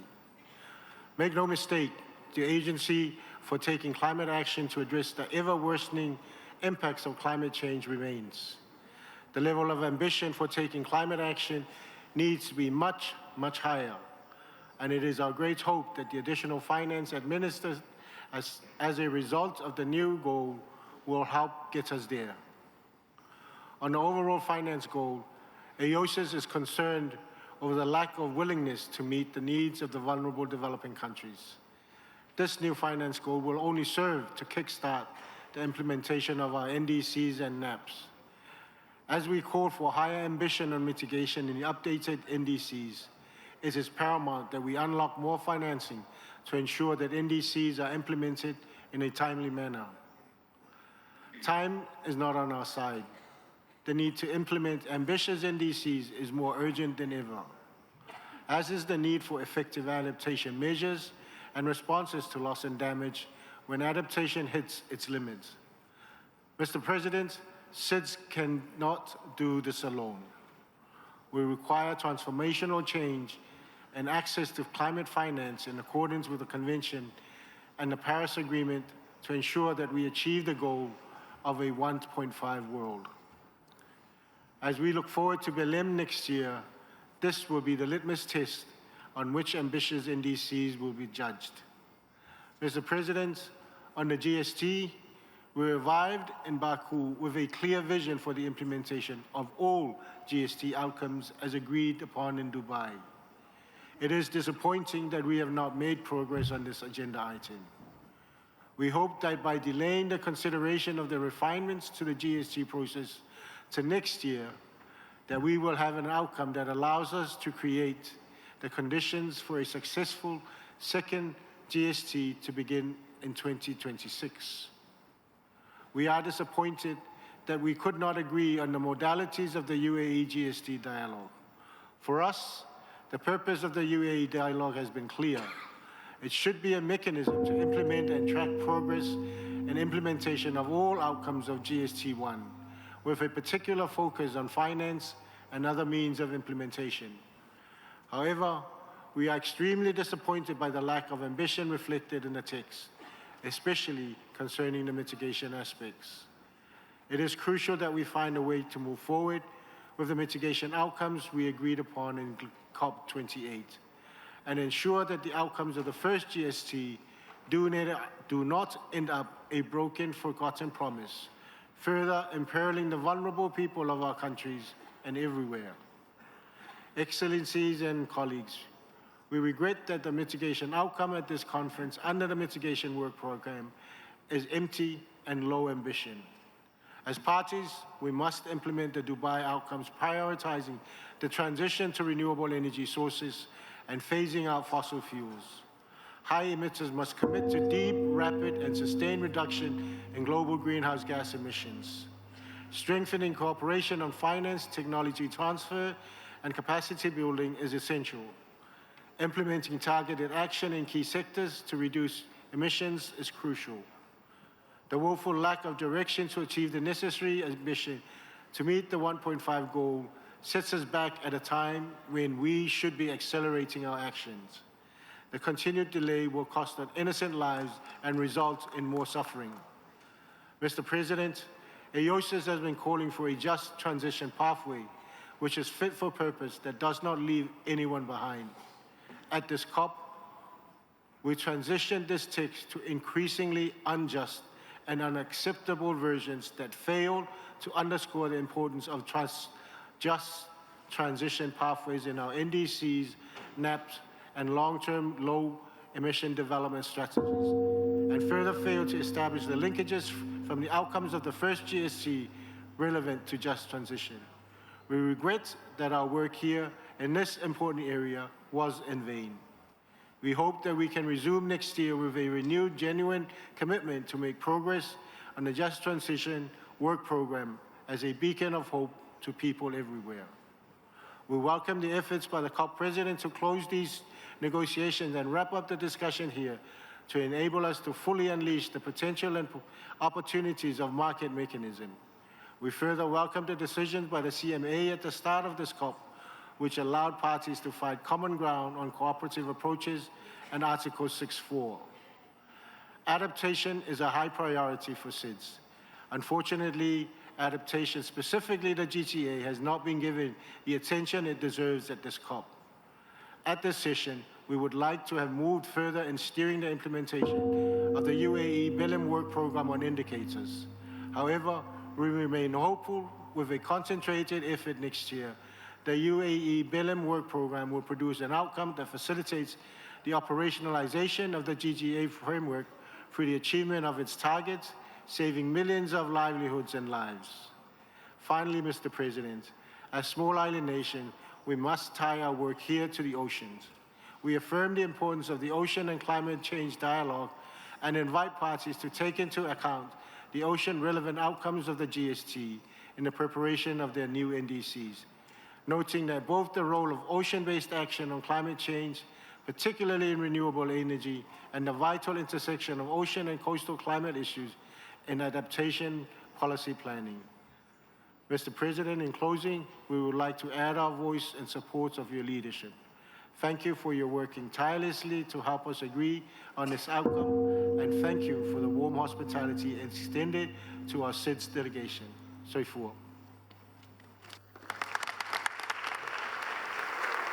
Thank you for your statement. I now invite Brazil to deliver a statement on behalf of BASIC. Brazil, you have the floor. Thank you, Mr. President. We are actually delivering this speech on behalf of Group Sur, which was represented at this COP29 by Brazil, Ecuador, Paraguay, and Uruguay. On the outset, we align ourselves to the statement made by Uganda on behalf of the G77 and China. Group Sur expresses its gratitude to the government and the people of Azerbaijan for the wonderful welcoming received during these 2 weeks. We also thank the Secretariat and all the workers and volunteers that made COP29 a reality. Our group congratulates all parties and all delegates for the engagement that were necessary for us to reach important decisions during this COP. And we welcome the results made here in Baku, including on the NCQG and Article 6. We are convinced that these agreements will resonate in our region, bringing real change back home, and thus affecting positively the lives of the people. While we celebrate the steps already taken, we keep our visions in the near and far future.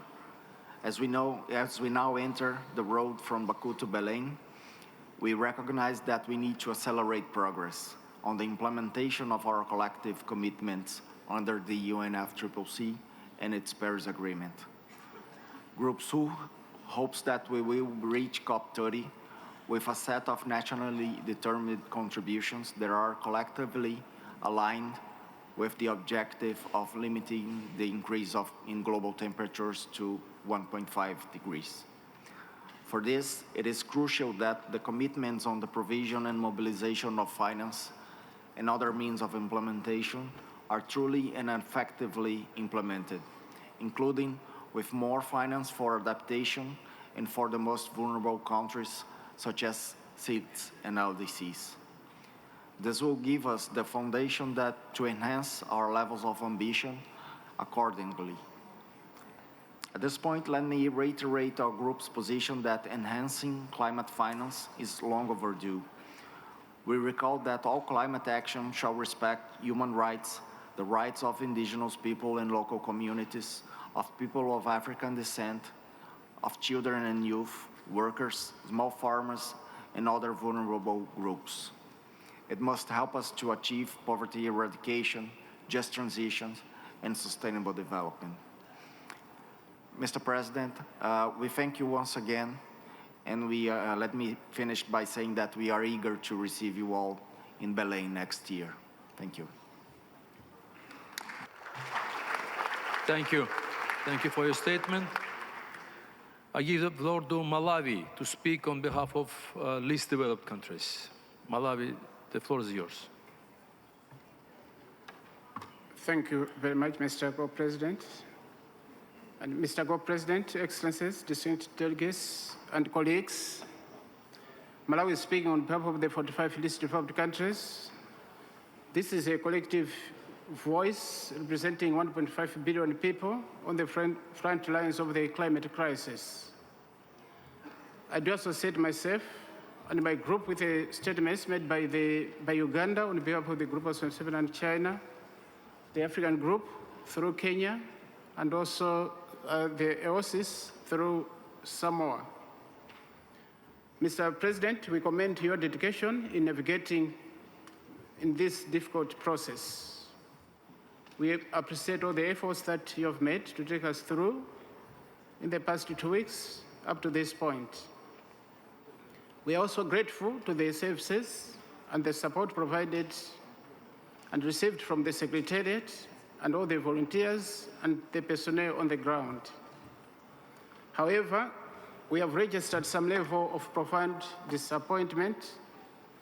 For example, Mr. President, the inadequacy of the current NCQG text or decision is not just a failure of diplomacy, it is a failure of justice. We leave this scope with both some pride and pain. Pride in the resilience of our bloc, the delegates that were here, over the past 2 weeks from the group of the LDCs and the people that we are serving, which we fought valiantly for the survival of those most vulnerable people, but we also are pained that our hopes for true climate justice have not been met. Mr. President, the LDC's group is extremely disappointed that we are leaving Baku without an ambitious climate finance goal and concrete emission reduction plans to limit the global average temperature rise to 1.5 degrees Celsius. The outcome that we got is further short of ambition to support adaptation and loss and damage comprehensively. This is not only unjust, it is unsustainable and undermines collective efforts towards building community resilience in most of the least developed countries, the small and developing states, and in other developing countries. In many areas, Mr. President, our special needs and circumstances have been completely neglected, a position that is in a complete disrespect of the principles of the Convention and the Paris Agreement. Mr. President, climate change is not an issue of charity. It is an issue of rights. It is an issue of survival. And our nations are not asking for favors. We are demanding what is necessary and fair to us. As we return home, Mr. President, we carry the weight of these discussions on our shoulders, resolved to continue with the fight. Our people deserve better. The planet deserves better. And time is not on our side. We see the loss of lives of millions of people in our communities, loss of property and infrastructure through various forms of loss and damage, displacement and migration of innocent people, food shortages, shrinking of poverty levels, and increased debt burdens. Living examples are abound in Malawi, Mozambique, Zambia, Madagascar, Bangladesh, Nepal, and in other areas. The recovery and reconstruction of these communities require millions and, in fact, billions of dollars. Mr. President, decisions on the GST, GGA, Mitigation Act Program, and Just Transition have not been favorable to our group. We can do better. And in conclusion, Excellency, distinguished delegates, it is hurtful that we continue to express our concerns, which seem not to be listened to when our communities continue to suffer. I thank you, Mr. President. Thank you for your statement. I now give the floor to Peru to make the statement on behalf of ILAC. Peru, you have the floor. Gracias, señor presidente. Señor presidente, distinguidos delegados, el Perú tiene el honor de hacer esta intervención en nombre de ILAC. Alineamos nuestra intervención a las palabras de Uganda en nombre del Grupo de 77 y China. En primer lugar, ILAC desea expresarle su agradecimiento a la Presidencia, a la Secretaría y a todos los funcionarios que han trabajado para que esta COP sea posible y a los habitantes de Bakú que nos recibieron con calidez. Hoy somos testigos de la adopción de una nueva meta de financiamiento que, lamentablemente, carece no solo de ambición, sino también de la solidaridad que esperábamos. A pesar de los esfuerzos, no hemos logrado enviar el mensaje claro y contundente de que estamos firmemente al lado de los países en desarrollo, reconociendo su papel fundamental en el Acuerdo de París. Este no es un tema de caridad, sino de justicia climática. Los países en desarrollo no piden favores, exigen el cumplimiento de los compromisos que son piedras angulares del régimen climático para enfrentar una crisis que afecta de manera desproporcionada a los países en desarrollo que somos vulnerables a los efectos adversos del cambio climático. Lamentamos que los progresos en esta COP frente a la agenda de adaptación y pérdidas de años no hayan sido sustantivos. A pesar de los múltiples esfuerzos por lograr procesos significativos en la discusión sobre los planes de adaptación y la provisión de financiamiento para la implementación, continuamos en debates de decisiones reiterativas que no proveen claridad de cómo los países vamos a abordar los retos que nos pone el cambio climático y el aumento de la resiliencia y la capacidad adaptativa de nuestros países. Tampoco logramos llevar a cabo la revisión del Mecanismo Internacional de Varsovia sobre pérdidas y daños. Esperamos que en las próximas sesiones de negociación en el mes de junio logremos un resultado robusto en la revisión que refleje las prioridades del mundo en desarrollo. Lamentamos que, a pesar de nuestros esfuerzos para construir consensos durante estas 2 semanas, las negociaciones sobre las modalidades del diálogo de los Emiratos Árabes Unidos para la implementación de los resultados del balance mundial no hayan alcanzado una conclusión satisfactoria. En Bakú logramos un entendimiento compartido. Los medios de implementación son esenciales para acelerar los resultados del balance mundial. Ahora el desafío que enfrentaremos el próximo año será acordar que los diálogos deben tener resultados. Respecto al programa de trabajo de transición justa, AILAC hace un llamado a que el trabajo a realizar considere un enfoque de transición justa para las NDCs, planes nacionales de adaptación y estrategias a largo plazo, que sea inclusivo y equitativo, dirigido a todos los países en desarrollo. Hacemos un llamado a la inclusión explícita de una transición que deje atrás los combustibles fósiles como un paso clave hacia una transición multisectorial, multidimensional y de toda la economía. Resaltamos la importancia que la garantía de los derechos humanos se integre a estos procesos. A pesar de no sentirnos totalmente cómodos con los textos sobre el artículo 6.2 y 6.4, consideramos que representan un equilibrio dentro de las diferentes posiciones y damos la bienvenida a estas decisiones para poder avanzar y mostrar una señal clara al mundo sobre la aplicación del artículo 6. Saludamos la aprobación de la decisión sobre género y cambio climático que permite la continuidad del programa de trabajo de Lima sobre género. Tenemos ahora el reto de desarrollar un plan de acción que nos permita seguir trabajando por la igualdad de género en las políticas y acciones climáticas. En cuanto a la tecnología, acogemos con satisfacción que en la segunda semana avanzamos en nuestro entendimiento común del programa de implementación de tecnología, un resultado clave del balance mundial, y que iniciamos la revisión de las funciones del Centro de Red de Tecnologías del Clima para que éste pueda repensarse y miras a la urgencia, tamaño y escala del desafío que esta institución aborda. Muchas gracias.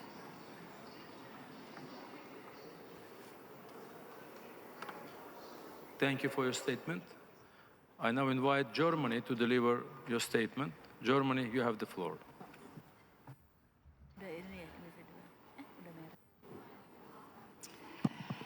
Excellencies, ladies and gentlemen, I fully align with the statement of the European Union. We are living in times when multilateralism seems impossible. The bookies' bets would have been on failure to this COP. But a failure would have meant the end of some countries in this room and the loss of home, the loss of communities.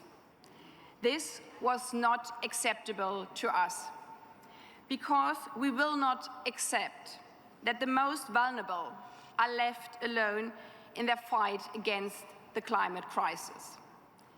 This is why for us, for the European Union, for Germany, it was crystal clear we had to open a new chapter on climate finance.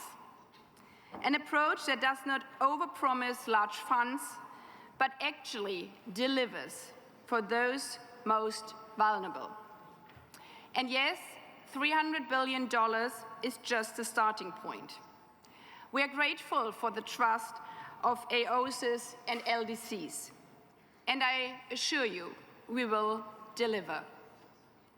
Because we learned from our mistakes in the past, we cannot sign a check that will bounce. This is also about trust. And yes, we believe that for those suffering the most from the climate crisis, while causing it the least, it is crucial to open up the donor base.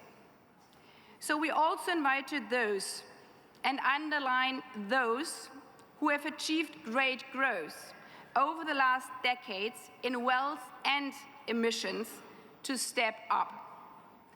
And frankly speaking, I was a bit surprised to hear some argue that voluntarily opening the donor base to include some of the richest fossil fuel powers in the world should be to the detriment of the poorest. For the EU, it's crystal clear. Nobody forgot about our historical responsibilities.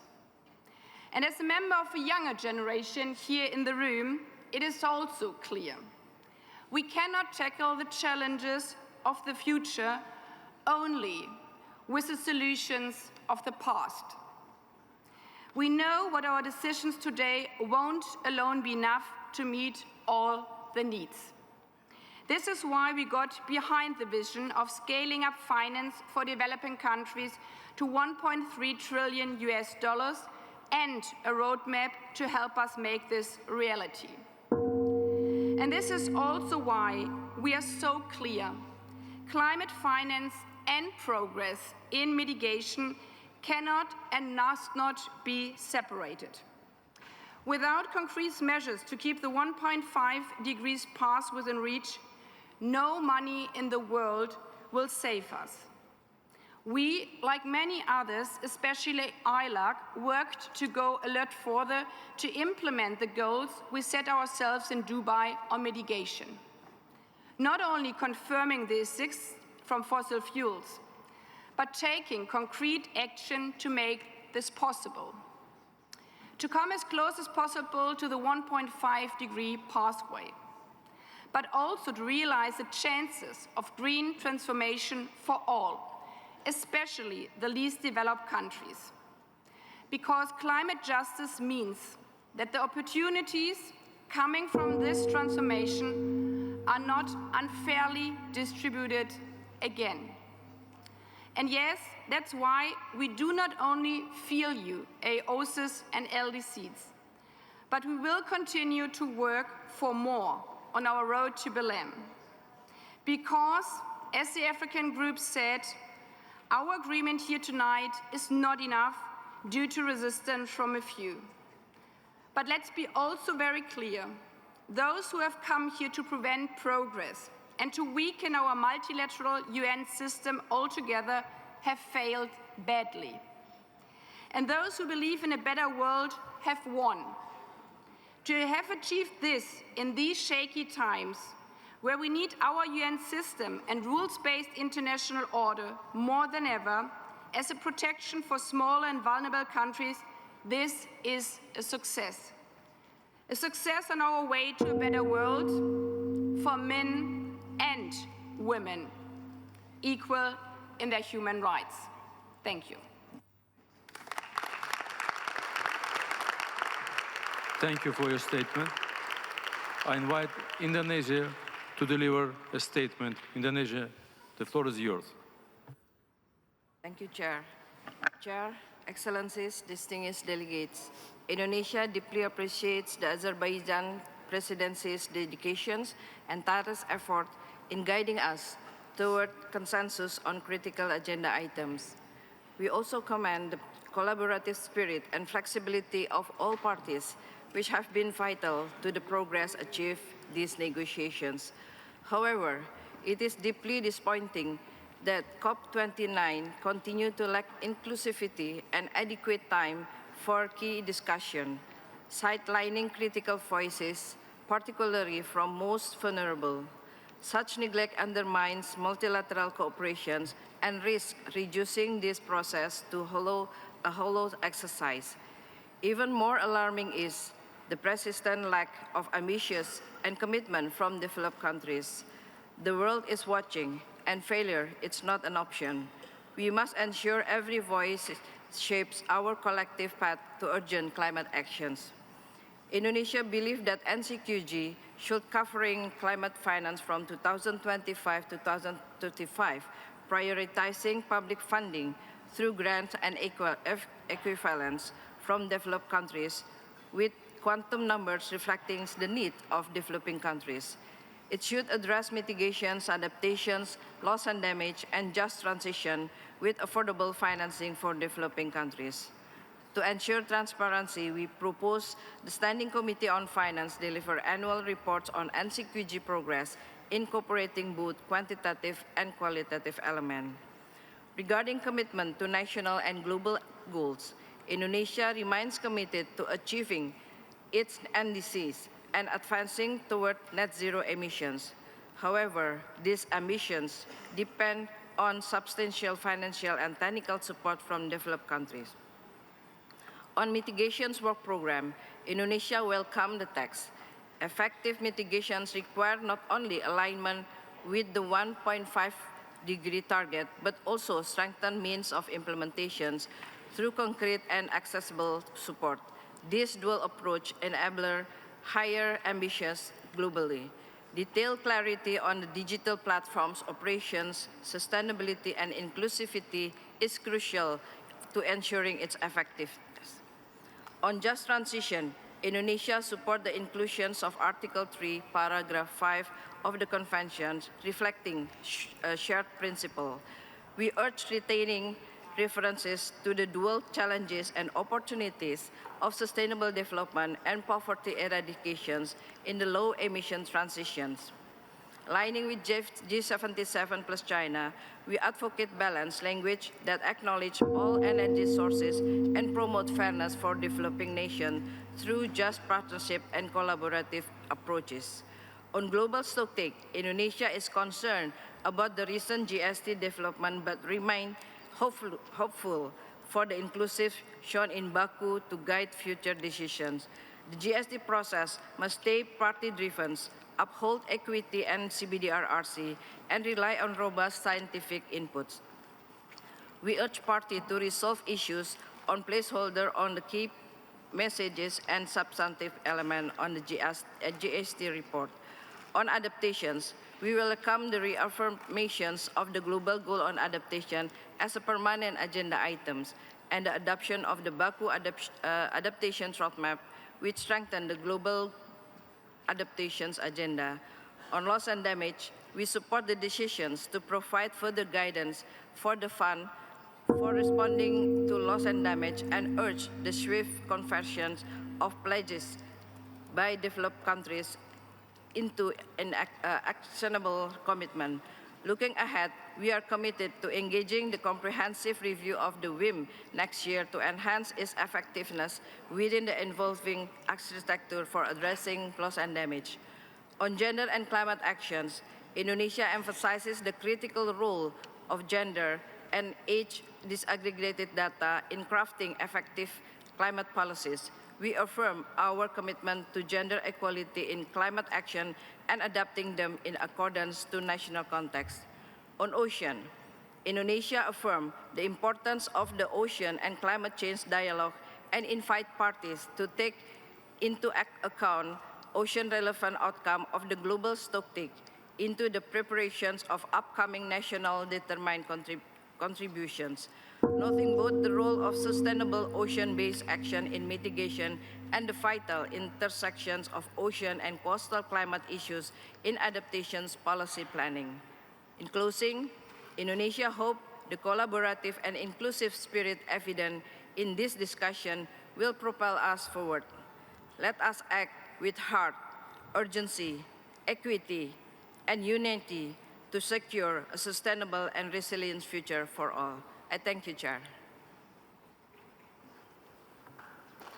Thank you for your statement. I now invite France to make a statement. France, you have the floor. Monsieur le Président, Monsieur le Secrétaire exécutif, Mesdames et Messieurs, malgré l'urgence climatique qui se rappelle régulièrement à nous, dans tous les pays, avec des conséquences dramatiques, coûteuses, en vie humaine et destruction, et qui devrait nous amener à agir ensemble pour baisser rapidement les émissions de gaz à effet de serre, les négociations tenues lors de cette COP ont été laborieuses. Car si la COP29 était une COP centrée sur la finance ou les marchés carbone, d'autres décisions importantes devaient s'y prendre, et notamment sur l'atténuation. Nous sommes très déçus du manque de volonté de plusieurs parties dans la salle pour progresser sur la mise en œuvre du consensus des Émirats arabes unis et faire baisser les émissions de gaz à effet de serre le plus rapidement possible. Il était pourtant crucial de trouver un accord ambitieux durant cette COP pour reprendre le premier bilan mondial et ses mesures phares. La sortie progressive des énergies fossiles, le triplement des énergies renouvelables, le doublement de l'efficacité énergétique et le recul de la déforestation. Au lieu de cela, les textes abordant l'atténuation sont pour la plupart renvoyés à l'année prochaine. Et c'est un échec. Nous avons également d'autres motifs de déception sur le sujet transversal des droits de l'homme et du genre. Nous regrettons que les textes présentés ne prennent pas en compte ces droits dans toutes leurs dimensions, en particulier l'autonomisation des femmes et des filles. Il est crucial de mettre en œuvre une action climatique qui intègre le genre et qui soit fondée sur les droits humains. Sur le nouvel objectif financier, nous avons pourtant consenti un effort conséquent en nous fixant un objectif ambitieux de 300 milliards de dollars d'ici à 2035 et en acceptant l'horizon de 1 300 milliards pour les pays en développement avec tous les acteurs concernés. Nous voulons ici assurer la communauté internationale de notre soutien à l'action climatique dans les pays en développement, notamment les pays les moins avancés et les petits États insulaires. La France poursuivra son engagement pour la finance climat. Je rappelle qu'elle a déboursé 7,2 milliards de finances climat en 2023 et qu'à elle seule, elle contribue à 10% de la finance mondiale pour l'adaptation. En tant que troisième contributeur mondial à la finance climat, la France continuera à honorer ses engagements financiers et à porter les priorités du Pacte de Paris pour les peuples et la planète. À ce titre, la France salue l'esprit de responsabilité des nouveaux États à contribuer à l'effort collectif sur une base volontaire et à œuvrer à la création de nouvelles coalitions pour développer des sources innovantes de financement. Monsieur le Président, aujourd'hui nous prenons date pour la COP30 de Belém, où nous devrons être à la hauteur sur l'ambition climatique et la réduction des émissions. Le Brésil pourra compter sur la France. Nous poursuivrons le travail avec nos partenaires pour préparer un prochain cycle de contributions nationales de réduction d'émissions permettant d'atteindre la neutralité carbone. Toute réponse efficace à l'urgence climatique ne peut être que multilatérale. En ce sens, les accords trouvés sur la finance et sur l'article 6 de l'accord de Paris sont encourageants et permettront de mettre le monde sur la trajectoire permettant de limiter le réchauffement à 1,5 degré. Je vous remercie. Thank you for your statement. I now invite Turkey to make a statement. Turkey, you have the floor.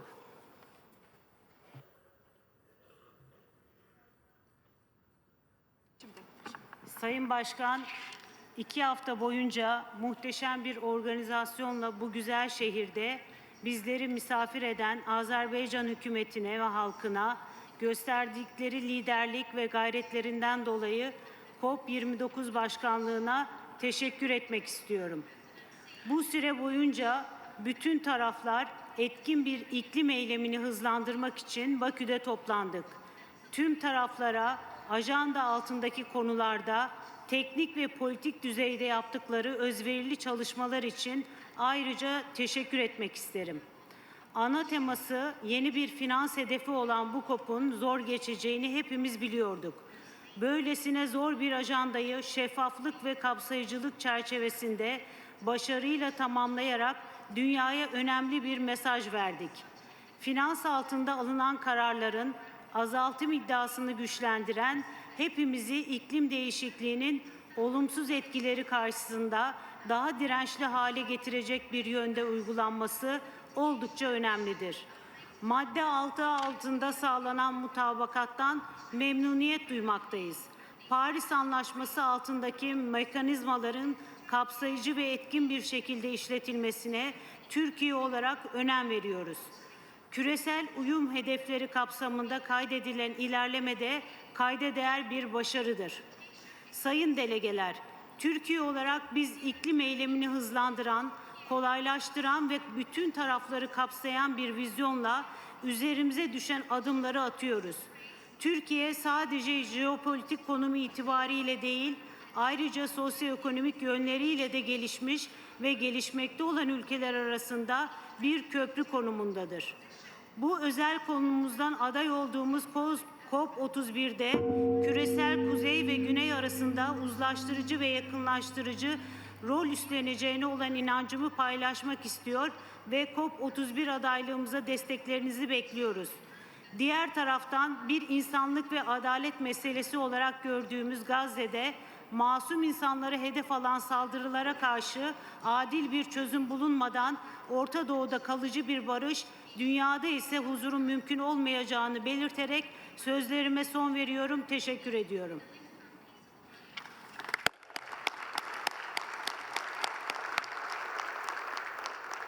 Thank you for your statement. I now invite Fiji to make a statement. Fiji, the floor is yours. Thank you, Mr. President.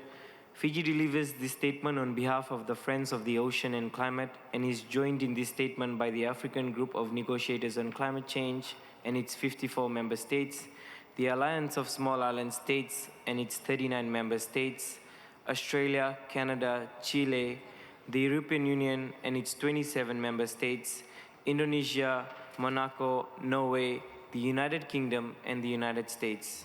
Mr. President, Excellencies and colleagues, the 6th assessment report of the Intergovernmental Panel on Climate Change shows that it is unequivocal that human influence has warmed the atmosphere, ocean, and land. Widespread and rapid changes in the atmosphere, ocean, cryosphere, and biosphere have occurred. Every increment of global warming will intensify multiple and concurrent hazards. Adaptation solutions implemented at appropriate scales when combined with ambitious and urgent mitigation measures can meaningfully reduce impacts, and some future changes are unavoidable and/or irreversible, but can be limited by deep, rapid, and sustained global greenhouse gas emission reduction.